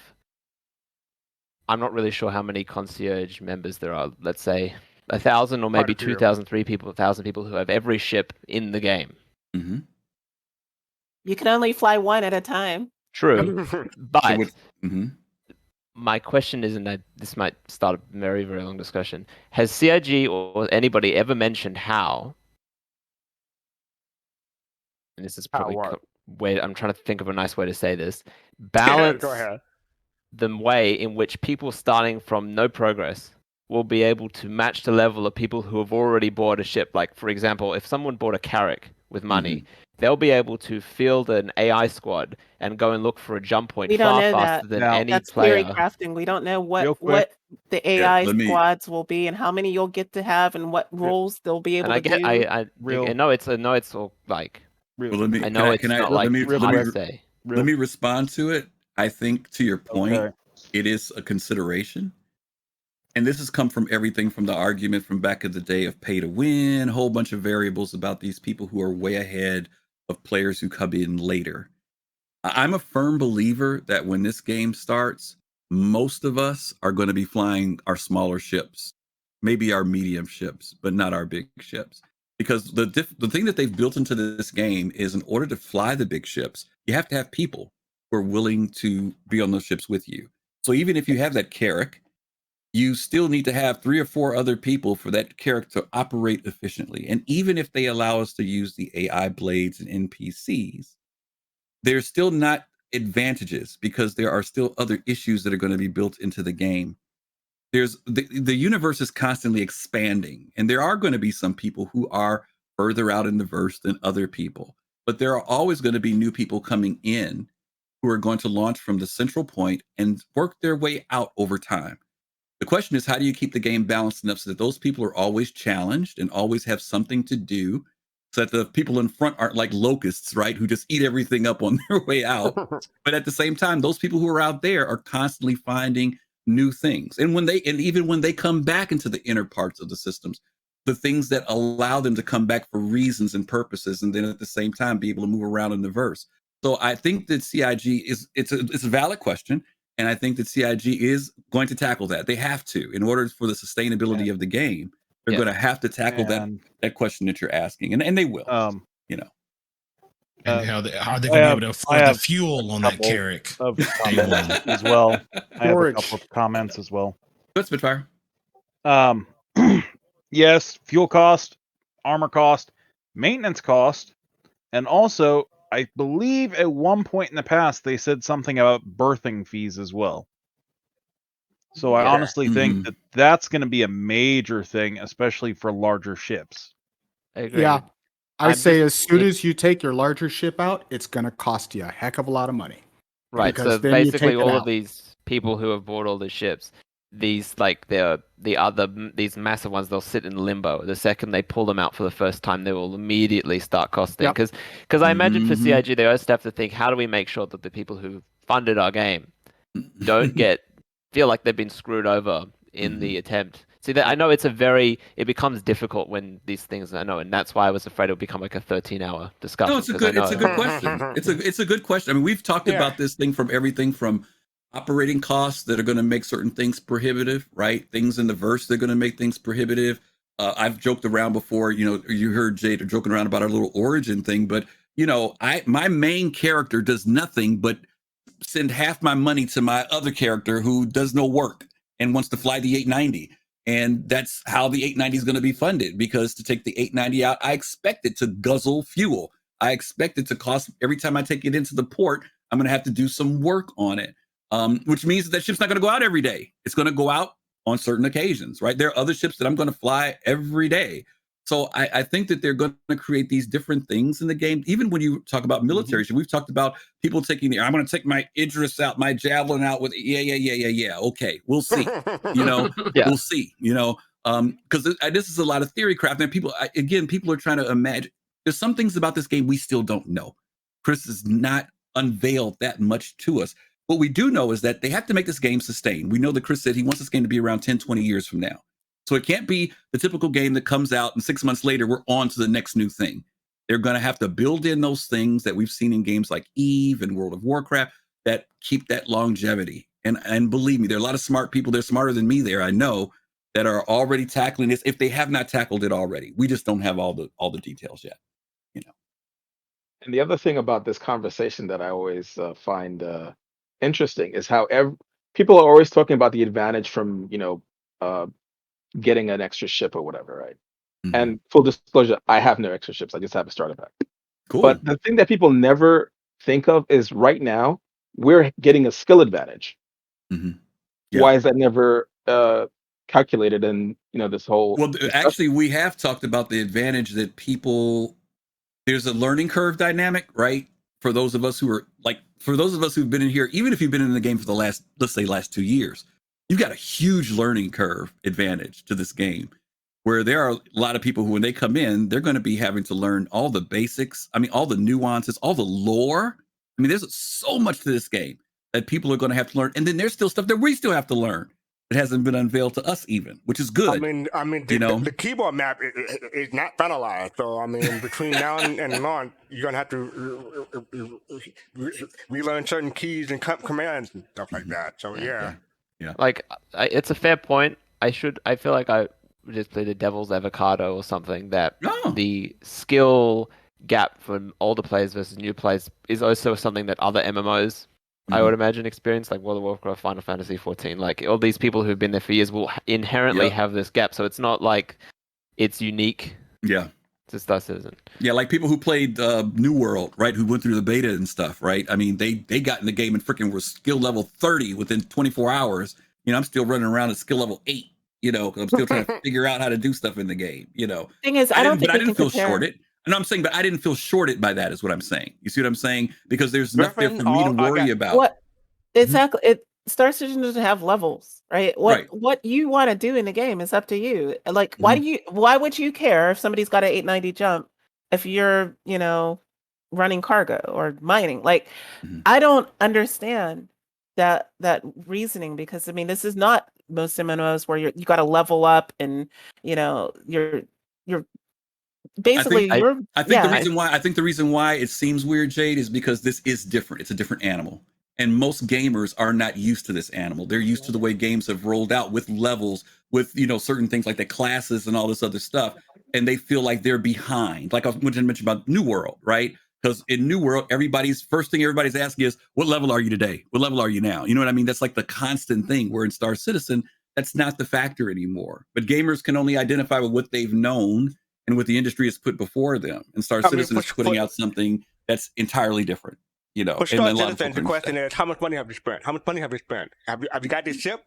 No, I'm no, joking. no, I'm no, joking. It's going to be okay. reputation. Reputation will be the thing that people will ask about the most because that's going to be what's gate content. Not That, what And, ship you have, but what and reputation you even have that, with particular factions. but it's going to that, vary because, like, somebody mhm, might want to be a master criminal, right. so they want to get a high reputation for crime. Somebody else wants Mhm, to be, a bounty hunter. So mhm. even reputation is going to vary by what you want to do in the game. I think the Right, but the most thing thing, that this is what will spread people out so that we're not competing against or people thinking they're competing against, right other sweaties. people, yeah, Right. because of Yeah. the uniqueness of what you want to do. Because I know, like Yeah. right now, when we talk with each other, we talk about what career do you want to do, right? I don't necessarily ask you if do you want to fly an Orion? You know what I mean? That's not like the goal. Your goal may be a prospector person, and you're happy doing that, right? And we've had Huh? people say that, dude, an Orion's too much for me. I might They're do a too big. mole. You know what I mean? Yeah, I'm not trying to. So they're like you said, the scaling of what is success or accomplishment in this game is entirely different than And most games that are out there. I know and the people want thing to is, be an engineer. I know people who just want to be a cook on an 890. Yeah. I mean, I these know are the one type of person people and wants that to be a logistics Mhm. guy. I think he's around here and right now. I Mhm. know one people that thing, want to be real estate moguls, and here's the thing. farmers. Airline Here's pilots. Yeah, let's go back to Spitfire, and then we're going to move on to the next thing. Go ahead, Spitfire. What were you going to say? here's the thing also, okay? Just because the ship's on sale now, okay? CIG's let it be plentifully known that basically every ship is going to be available for credits, hmm okay? And just because you're happy with fighters now, and even if you don't want to spend any more money than your package, you can always move up. You can always move around when the game comes out. hmm Very true. Very true. And I mean, and to the point, I don't know if it was Ozzy. Was it Odie? Was it you who said you only had a starter package? Yeah, it Is that was correct? me. And see, there are going to be some people who literally they're going to be very minimal like that, and they'll have their reasons for doing it. For a lot of them, it will be because they want a crew. I've known people who, and plenty of people who tell you who have big ships, they will tell you they don't want to fly their ships. They'll let somebody else fly their ship. There's some people who don't want a captain. They want to be, like you said, the cook or this, that, and the other. So And Griffin, everybody will have their own thing of how they play the game. to AR Verpine, thank you so much for the thank resub. you We for the appreciate star. that. Thank you. 4 months. Griffin, to your point, I think that's still to me like a more recent change. Like 4 years ago, everyone wanted to be the captain of their own ship. I think it's more recent. Mm, You don't think so? yeah, I think that I don't know on the big ships, I maybe I don't know. disagree. I've most of the people I know who have them when they get to a certain size, they're buying them because they want to hang with their friends. The social Or yeah. dynamic is really the thing that they're looking for. I don't hear them haggling about, oh, I want to be the captain and tell everybody what to do. I do hear them saying, I want to be able to get on a ship with my buddies, my pals, and go do blah blah blah blah. That's the furthest I usually Like, hear that wasn't conversation. when they talked about the concept for the Starliner, I don't remember what that was, but I think they were talking about like what it's like to be a flight attendant, and I have no idea Yeah. like what that's Yeah. specifically going to involve, but like I know that that's going to somehow be a profession at some I indeterminate. know need what? flight Visit- attendants. Visit the I mean- visit the website. They actually have, and this is one of the things Disco talked about this. In fact, at one of the of Bar Citizens that we did. If you go to the Genesis, make sure you look up the Genesis Starliner page, not the one that you default to on the website.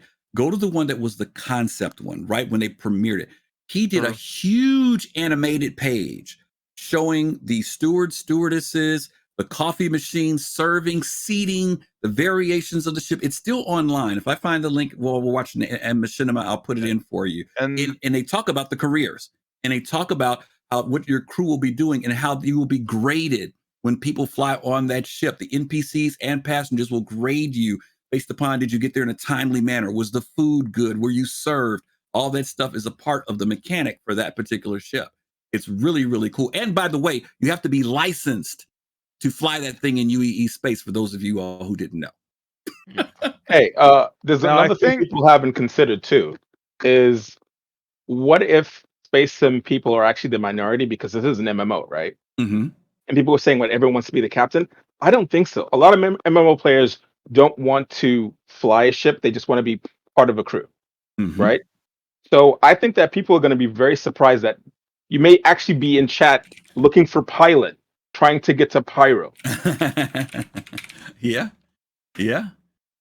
And I here's wouldn't the be thing. surprised. please. Just I think I should say on that point that I would say pretty much for every other space game in existence, you are the pilot, right? It's either you're in a cockpit and you don't move, or you build the ship to fly yourself, right?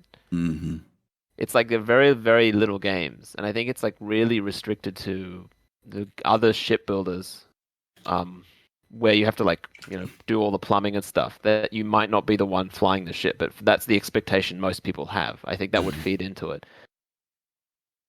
Grab Steel Legacy, please, Griffin. Oh, it's still Legacy. Bring him back. There we go. He's back.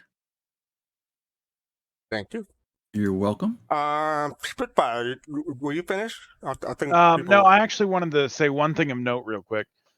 When Griffin was saying about licensed, yes, probably on passenger missions, but also the ship is modular, so you can actually have different variations. Like you can have first class, coach passengers, and also there's supposedly going to be search and rescue, or not search and rescue, command and control. The actual thing that I was mentioning earlier, I think I did reference the fact that it is that it has variations of the ship. There's cargo variants, a whole bunch of other stuff, but that's all in concept. We still don't know if that's really going to happen, because we've seen CIG put out stuff about ships, and then later on, so it's going to be variants. And the next thing you know, there's no modularity. It's just 3 different ships, different versions, blah, blah, blah, blah. Here's the link. If you guys want to see it, I just dropped it into chat. Take a quick look at that. You'll see what we're talking about in relation to the Starliner, and also what Spitfire was just talking about. That was one of the few pages where they went into great detail about a ship, and I wish they did that more. They do the brochures now, but that page is amazing to me. I so can't wait for that ship. Yeah. Well, it's starting development next year, right? It's yes, it is. I got it on my calendar. Yes, but it's by VCA, isn't it? So that means they're reconcepting. Probably. Oh yeah, it's going to be reconcepted. It'll look a little bit Crusader closer ship. to They've the got to redo it. C2, I imagine. We'll see some C2 lines in there, but we'll still see some of the original style of the Starliner. But you'll definitely see some influences from say larger ships like the C2. So I have it on the stream now in the window. They talk about the flight attendants and stuff like that, the concept. So that looks like Jay Lee works to me. That's you know what? It's so long ago. Who knows? It could be.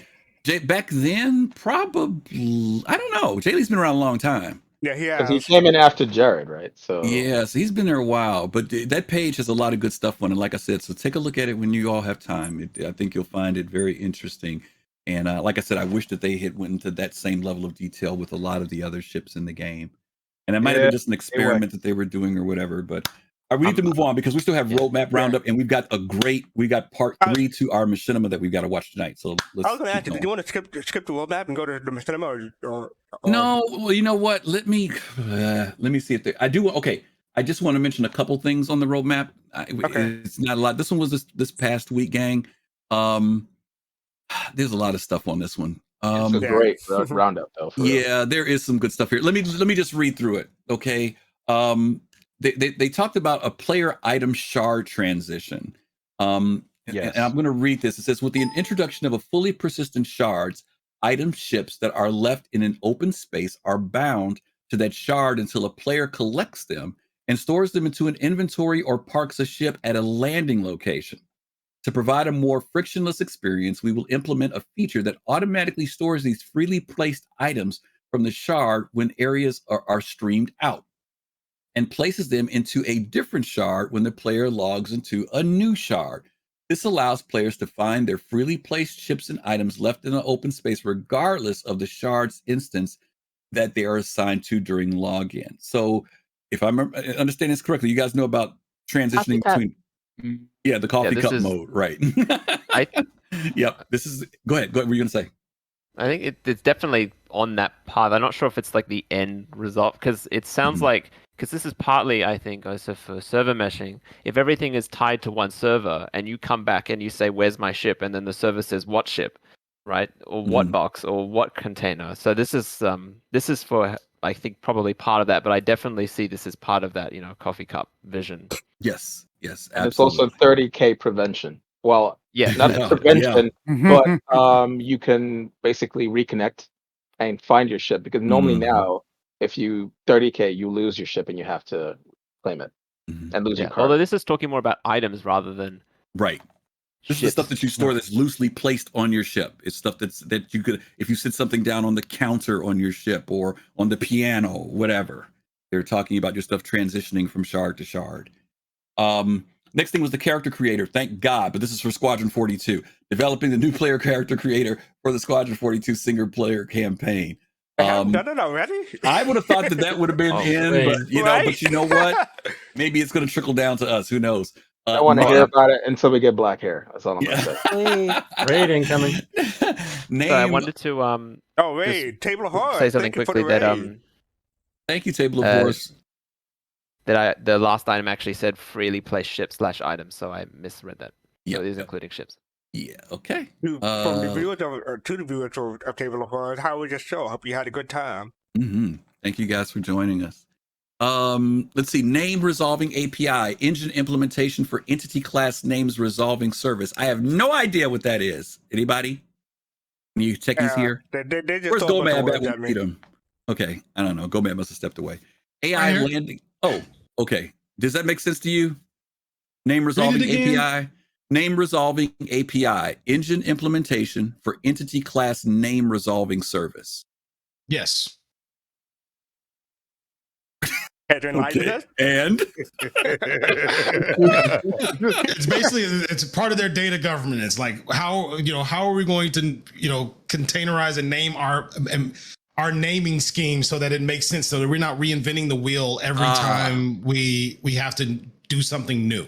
It resolves it. Okay, I got you. Yes. Okay. All right. And basically, in the resolution, when they talk about resolution, it's like where do you find something by the name. So let's take a google.com resolves to an IP address. So if something in their backend engine has a name, it would probably include a lot of the attributes as far as like where they're located, what, or something else that can tell you about where they are and what state they're in.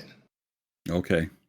Gotcha. Yeah, that's why I just said yes. I didn't want to really go all that. Gotcha. No, that's cool. We That's wanted cool. the explanation that time. That's cool. Thank you. All right, AI landing improvements. This enables AI ships to Yes. land and deliver reinforcements on non-structured ground areas like planetary terrain, where a predefined landing area and assistance from air traffic control is not available. Some of you guys remember at one point we used to have AI flying in and out of the cities and doing stuff, but now they're talking about it being able to land in random places and stuff, which is cool. AI dropships.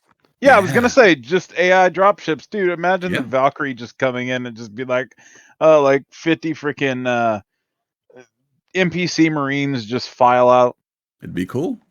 All right, AI. So I was just thinking, because isn't that also kind of like when you tell a ship in Elite to auto land, it'll fly to a location, spend a couple seconds looking over the ground, and then slowly descend. So maybe it's something for that as well. Could be. Okay. Yeah. AI navigation links, elevators, transit, implementing special adapters to inform the navigation system of potential nav mesh connections offered by elevators and transit. Those systems will create potential connections that rely on specific additional conditions to be met, the presence of a train, an elevator, and so on. NPCs will be able to use those connections and understand when the appropriate exit point is reached. So AI will now start using elevators and trains in a good way.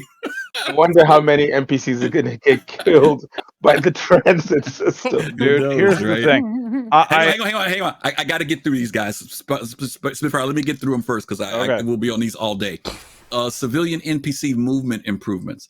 Various improvements to the animation and behavior of civilian NPCs to make them feel less stiff and robotic, allowing them to move in a more natural way.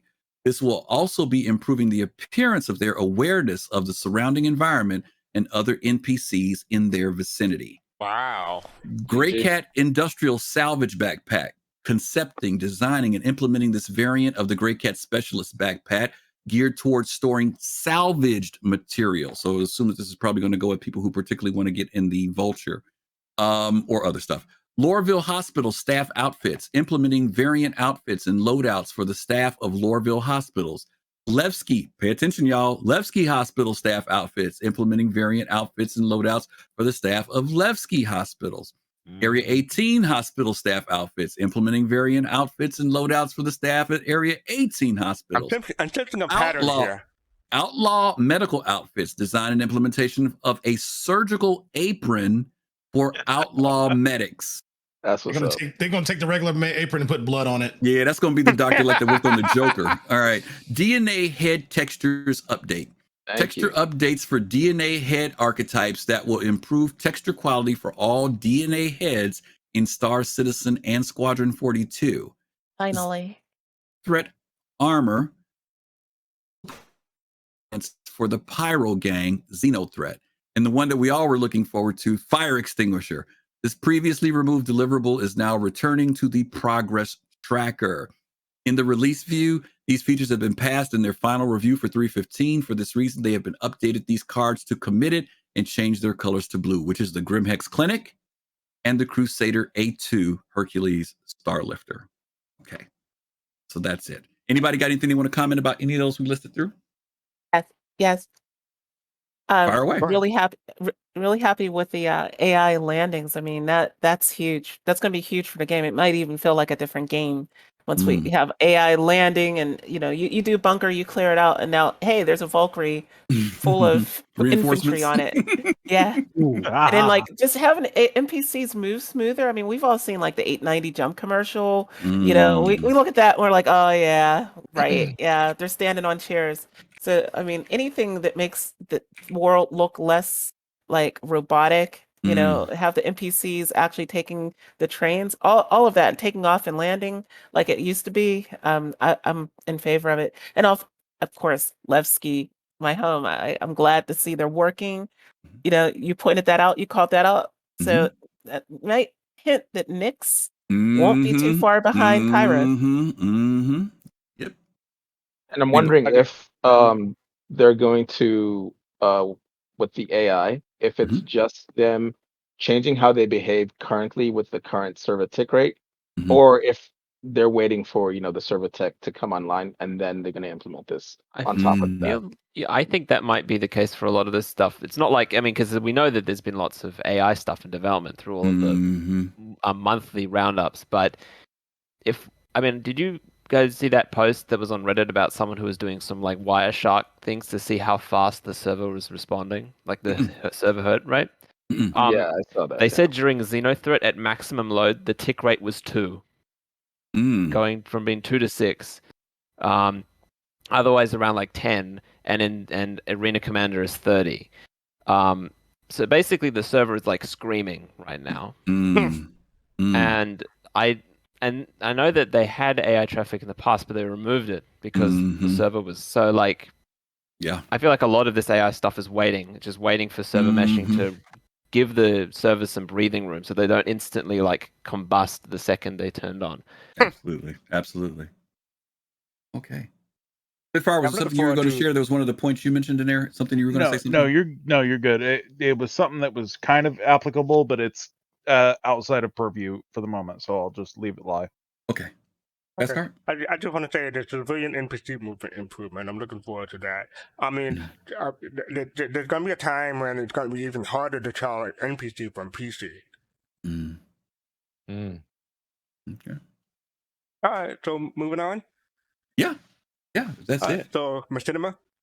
Yeah, you guys know we've been following the machinima Overclocked. We watched part 2 last week. Part 1 was a couple weeks before that.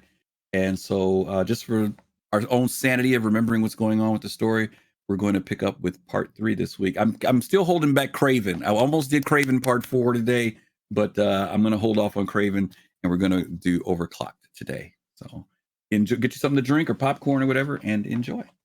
And just let people know, I've been definitely muting myself, so you can only hear the video. So here we go.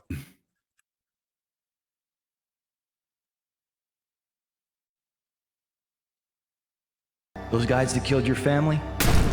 They're called Dusters, and they've been terrorizing miners and traders on these moons for years. One of our new contracts calls for us to start helping eradicate those assholes for good. And I think you'd be a perfect candidate for that team.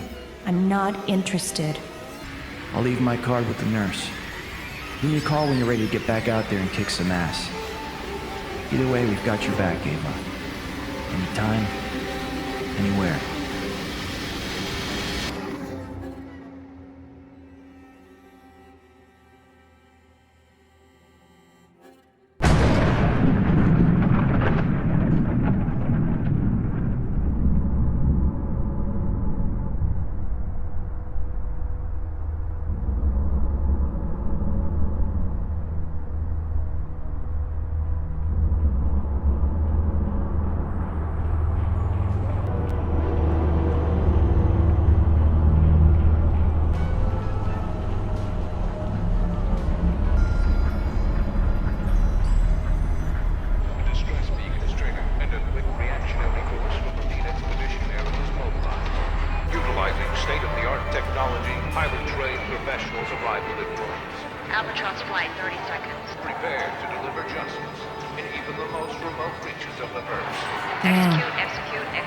Looks like a good time.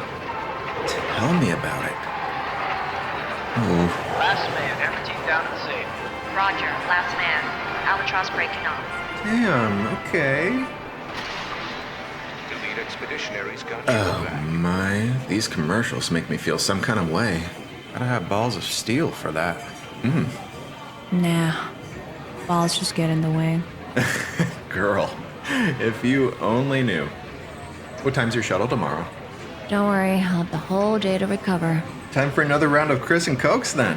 Fire in the hole. I'm gonna miss you, girl. Gonna miss you too, Tan.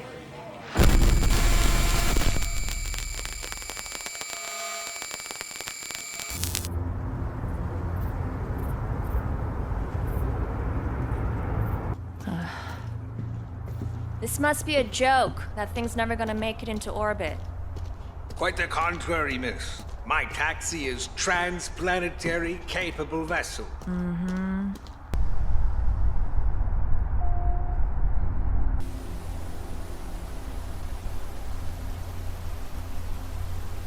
How's taking this guy so long? Oh, come on, you hunk of shit! Don't you die on me now! This is your pilot speaking. Please ensure you are strapped in. We are departing for orbit now. About time. Oh, come on. The client is paying good. Just hold it together for one more trip and that's all I'll need, okay? Ah, yes, come on, that's it, yes. Keep going, girl, yes. Jesus. Get out of these gambling debts with you shitting the bed on me. Oh, there we go. Yeah, that's better. Shuttle taxi 207. This is Elite Expeditionary Ops. Radar contact. You are cleared to approach and dock with our command patrol vessel at this time. Welcome aboard. You must be Ava. How was the trip? Flimsy. Huh. Well, glad you made it out in one piece. Call signs Meteoros. Capital Class Team Lead for Elite. Cap Class Team Lead to the bridge, please. Redcon 3. I repeat, Redcon 3. Busy night? Always. Better not waste time then. Commander's in his office. I'll show you the way.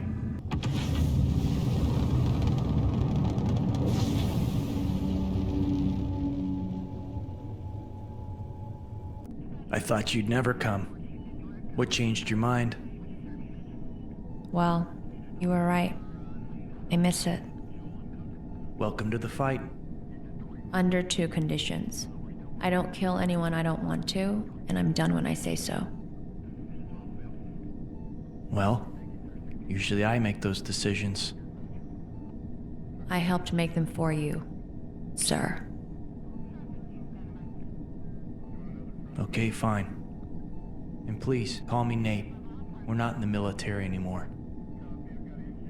I've got big plans for you. Special missions type of stuff. Part Marine, part pilot, and you work directly for me. Sounds exotic. It gets better. I'm giving you your own ship, my old Nomad. You expect me to crush skulls in a pickup truck. She's special, and she's all yours. Just gotta go pick her up.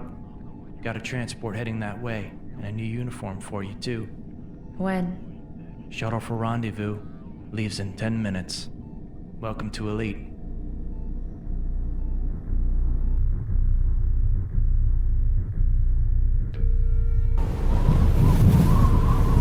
Okay, Marines, let's get this rover loaded. I want asses in seats ASAP. No time to waste. Yeah, where the hell's our +1? We're behind the power curve here.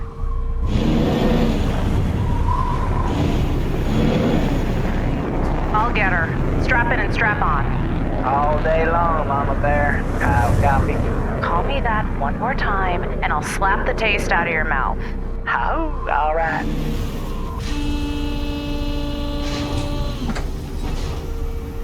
You, Ava? In the flesh. I'm Nova, the Marine team lead for this trip, and we need to get moving. On me, let's go. Oh boy.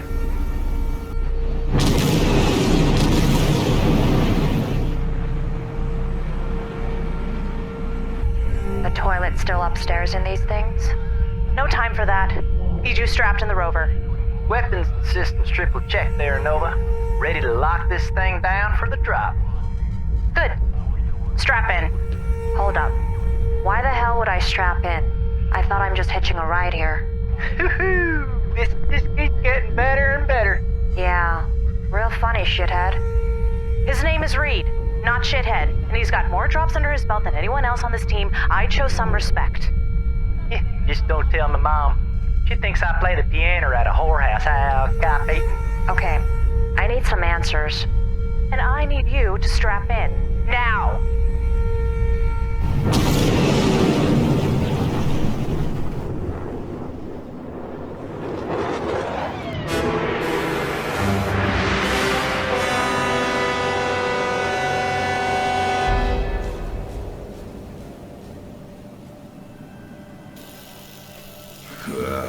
How much longer? Hey, put a lid on it, pal. They already nixed the serial codes, but this one's got a lot of aftermarket mods. Gotta make sure we get it all inventoried. Better hurry up then. Tell me how to do my job, and I'm gonna send this thing to the scrap heap, asshole. If you don't finish your job within the next hour, I'm gonna send you to the scrap heap, asshole first. Well, hey, Jesus. I got kids, for Christ's sake. And I don't waste time.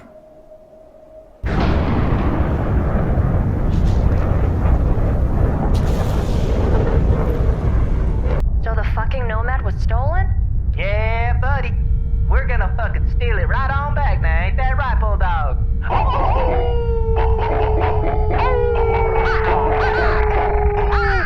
God damn, this shit gets me hard. Classic. Why the hell didn't Nate tell me any of this? Because you're special. At least, that's what he told me. Look, it's real simple. We drop in a few clicks out, roll in undetected, then clear and lock down the AO while you spook yourself the Nomad and fly us out of there. Yeah, real simple.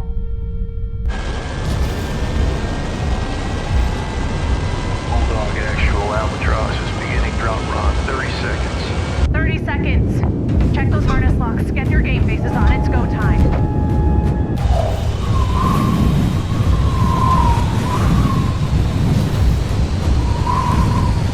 Cleared for power up.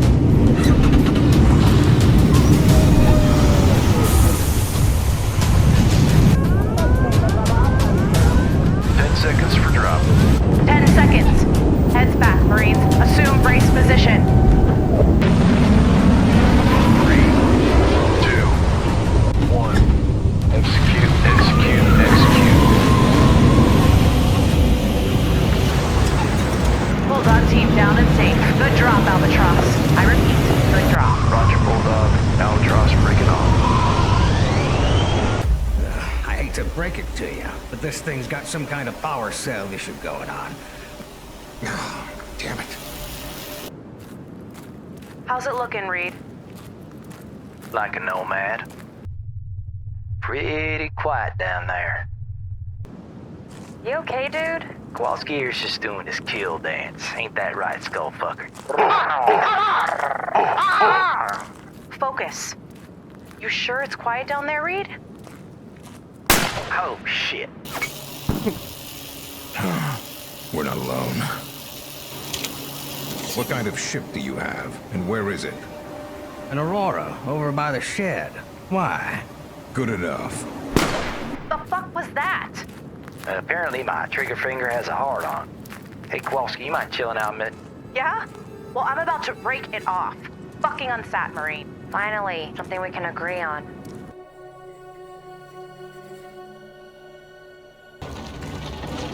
Don't bunch up. Slow is smooth, and smooth is fast. Okay, lock it down, Marines. Stay alert.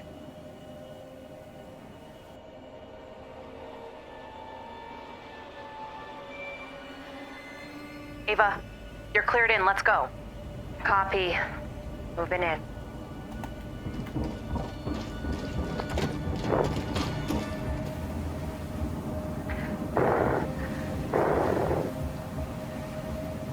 Sure is quiet out here. Yeah, too quiet. It's unlocked. Off to a good start. Okay, let's see how she looks.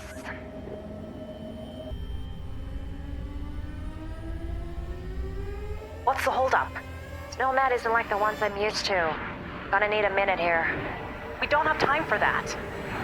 The hell is that sound? We got a ship inbound. Holy shit! Fuck! Take cover!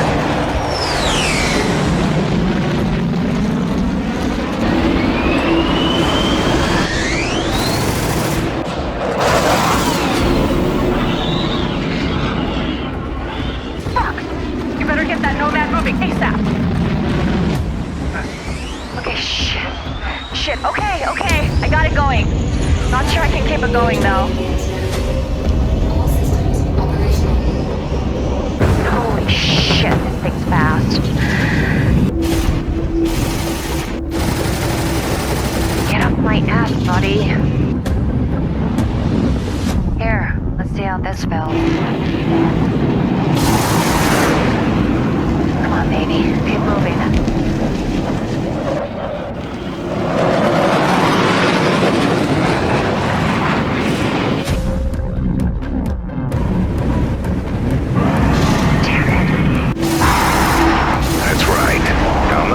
Baby. Okay, asshole. My turn. Oh, shit.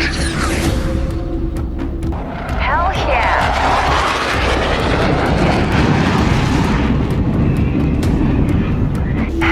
No, come on. Come on.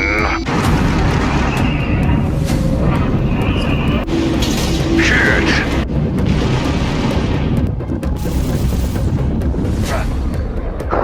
Guy's got some moves. Let's get up close and personal.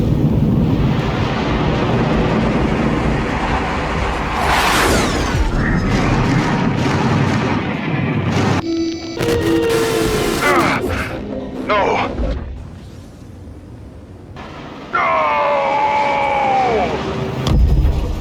Sayonara, motherfucker. Damn, that was better than sex. Target neutralized. Shit. Shit!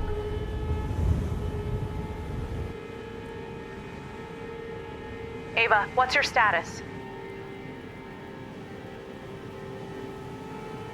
Ava, do you read?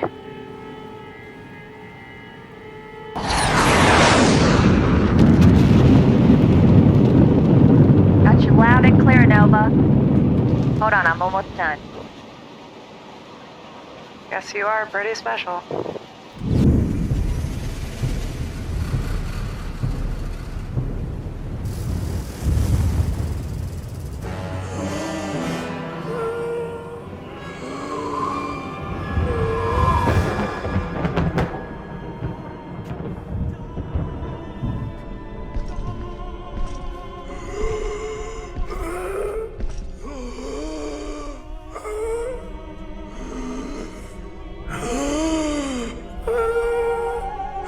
Jesus, the hell happened to you? I need help. That's gonna cost a pretty penny to fix. And no guarantee you'll survive either. Do it now!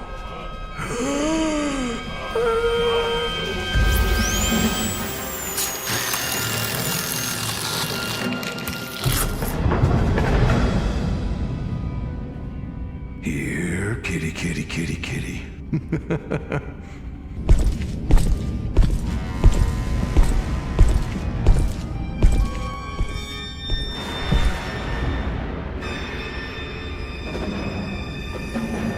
Well then, the deed is done, and it wasn't pretty, but you're still alive. I tell you to be more careful, but then I'd be out of the job. So, tell me, how do you feel? Overclocked.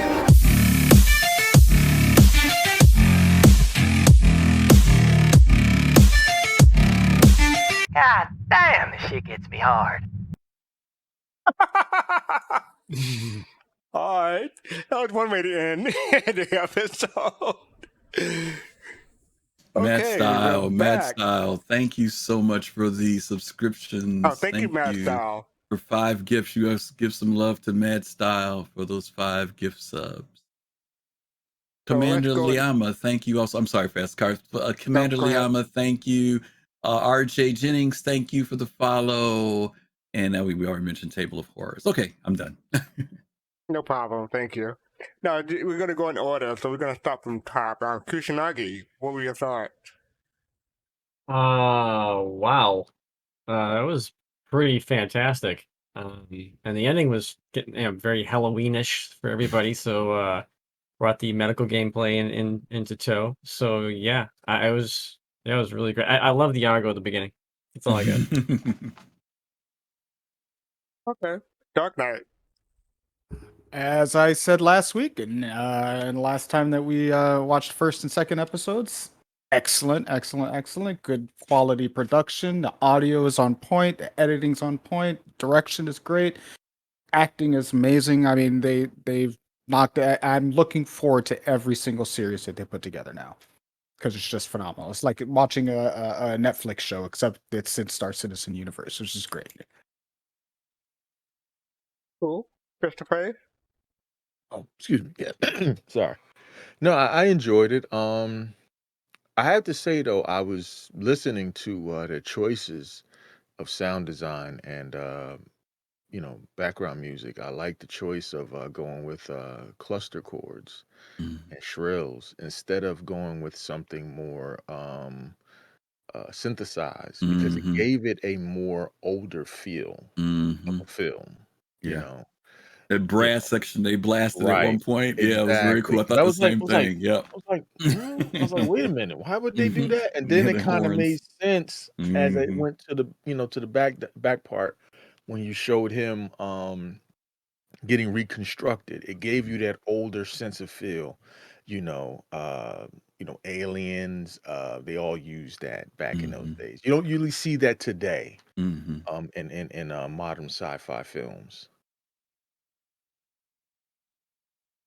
Landers, you there? Yeah. What are your thoughts? God. Okay, so it was pretty good. Personally, I think the beginning was maybe the shots. I think on the beginning were good. I like the sort of the dogfight at the end. There were some times where I think they repeated a couple of camera choices where I was like, it was not necessarily like it showing any new information, if that makes any sense. Good sound design helped a lot in sort of sprucing up the environment. I'm sort of thinking, this is good for like in the future, because right now we have face of IP. In the future, I think what will help a lot is when, and this is probably way down the line, when you have body control. Because I think a lot of emoting will come from like, it's not just like shifting the head, it's like how the head moves about the shoulder. And how the body shifts on like a conversation. And I know it's like limiting now because of what's available. But it only makes me think a lot about because there's not really many, I don't think, machinimas were, because before all you had was like, head bob. You had a head bob, or you had like the occasional melee animation. And only continue to improve. So what would it mean when someone does a head roll? No, I'm kidding. Okay. Go Mab. What are your thoughts? Luke, I am your father.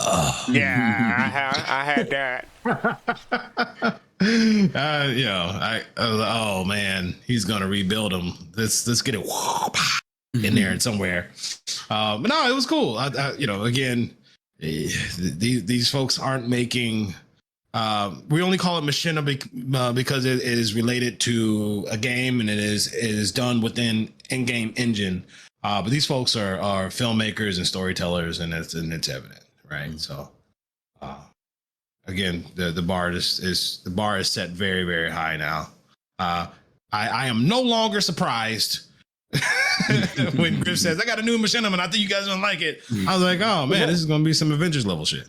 So, it was great. Cool. But Jade, what are your thoughts? Yeah, I absolutely love this series and these people who are doing this. Definite points for the face over IP usage. And I would have to reiterate something that Admiral said. It was really good to see that they've actually paid attention to the lore when it came to like what ships were used, an Argo, an Aurora, a Nomad. These are like some of the most common ships in the universe. So it makes sense that you'd see those in something like this. And yeah, I'm constantly impressed every week with what Griff brings to us from the very filmmakers. I won't call them machinima makers, filmmakers of the Star Citizen community. What are your thoughts? I thought that this was actually very good. And one of the things that really impressed me was the fact that you can tell that the struggle is real, capturing footage in game, because they had to incorporate the desync for the idle animation when they were about to grab the Nomad, and the guy was just like standing there, and I guess it was like his battle dance or whatever they described it as. Because I can just imagine like how long this takes them to get like these shots and stuff, and they have like a lot of patience. And I think the difference that we need to acknowledge is with most machinima, or the really popular ones, they're actually just using in-game assets, but they're not in-game, right? This is all captured in-game. And that I think it's pretty amazing, especially since this is an alpha and it's buggy as hell. And the fact that they're able to put this all together, amazing. Cool. Chief, you there? He may have stepped away. Okay. Captain Phase, what are your thoughts? Hey, besides every point that everyone else made, that the script and all of that, I like the extra distance they went with the sound effects, the static that they added in some of the engine sounds, where you could almost really tell the pitch was different, but they went out and they got the extra sounds, they edited them in correctly, and they went that little extra mile. Okay, cool. Spitfire?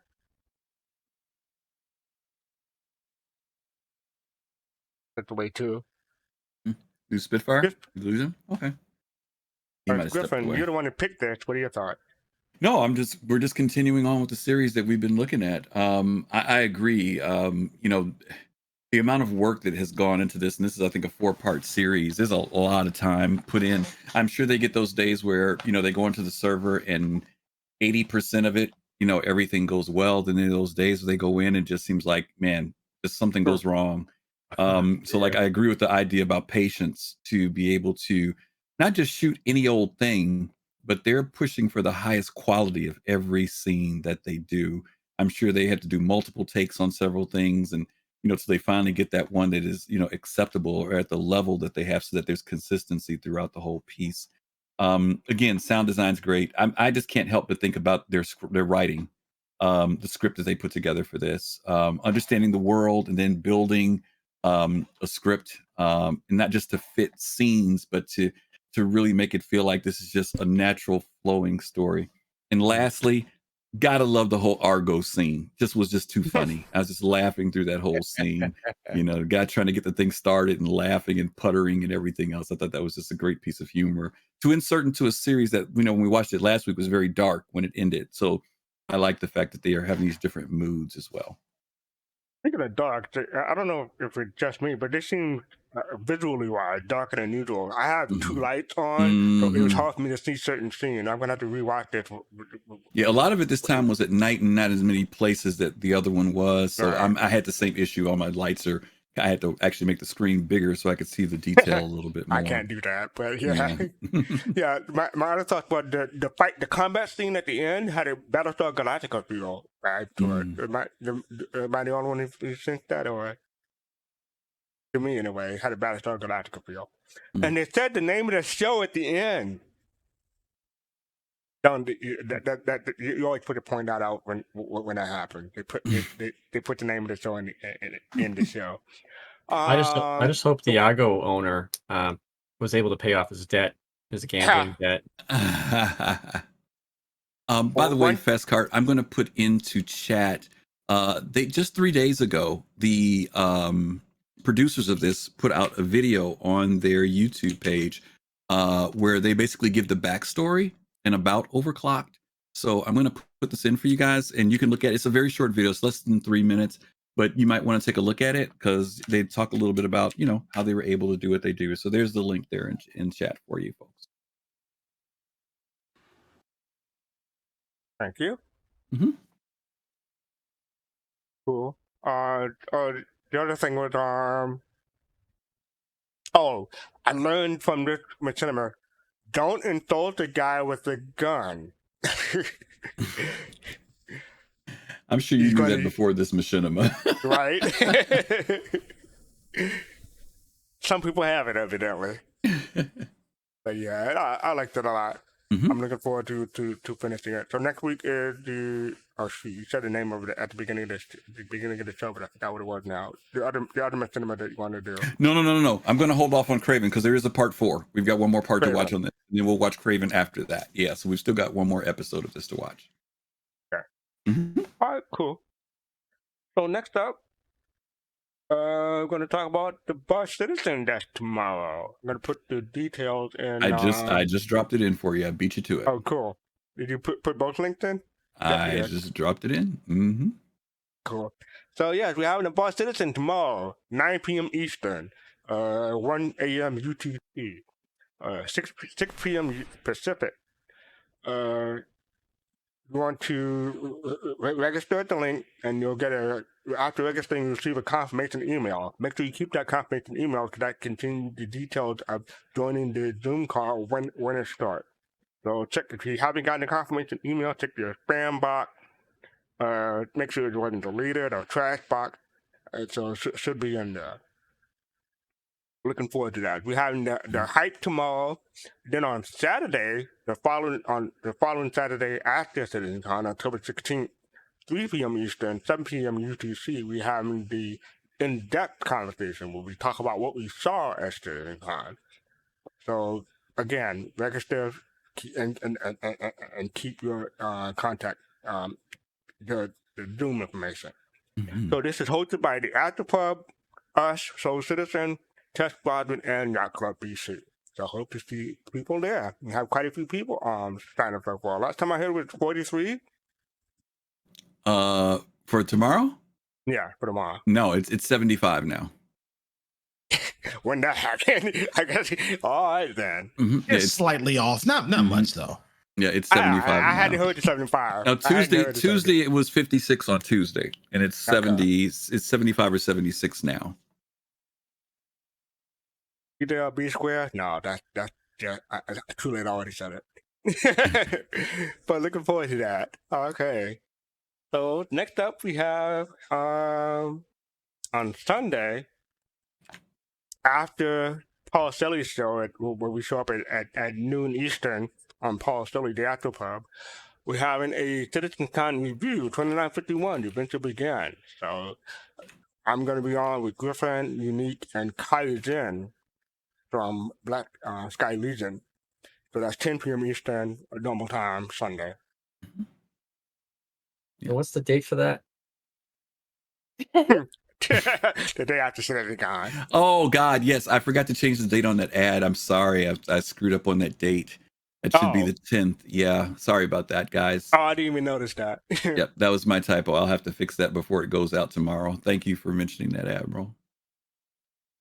So that's this Sunday, gang. This Sunday. Yeah, this Sunday. So I want to thank everyone for being here. We had Admiral Kusanagi, Dark Knight, Face, Flanders, Gomab, Jade, Odidi, Opchi, Captain Face, Spitfire, and Steel. Steel Legacy. Steel Legion. Was it Legacy? Was it Steel Legacy? Yeah. Yeah, Steel Legacy. Yeah. Okay, cool. I just want to remind everybody that we're going to have Star Citizen After Dark after this, and anyone's can join us in Discord. Bring cereal. Hopefully it won't be a 6-hour conversation, because I mean I gotta be ready for tomorrow. I won't be on the 6-hour conversation. Are you guys doing Jumptown or no? Because you all said that earlier, so we don't want people to think that you're going to go and you're not going. I mean, about it? If you want to do it, let's I'm do down. it. Oh, I'm just asking. I'm just asking if you guys. We haven't done like a good, Soul Citizens PvP since we held down that outpost at. Yeah, that's right. That was the last time. All right. Well, you all heard. If you all want to join in, we're going to Jumptown, y'all. We can't do it tomorrow, that's for sure. So yeah.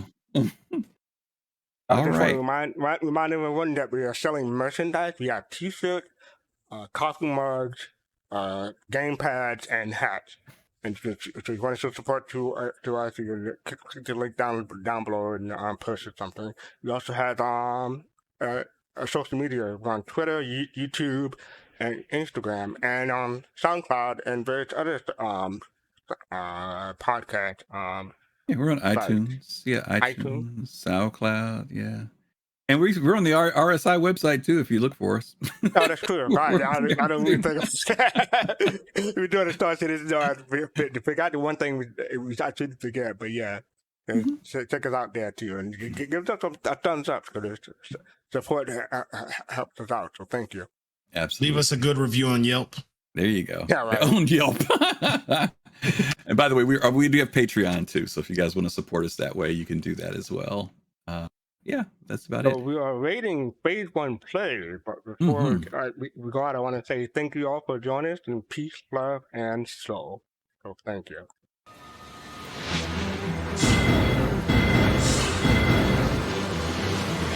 Raid is out.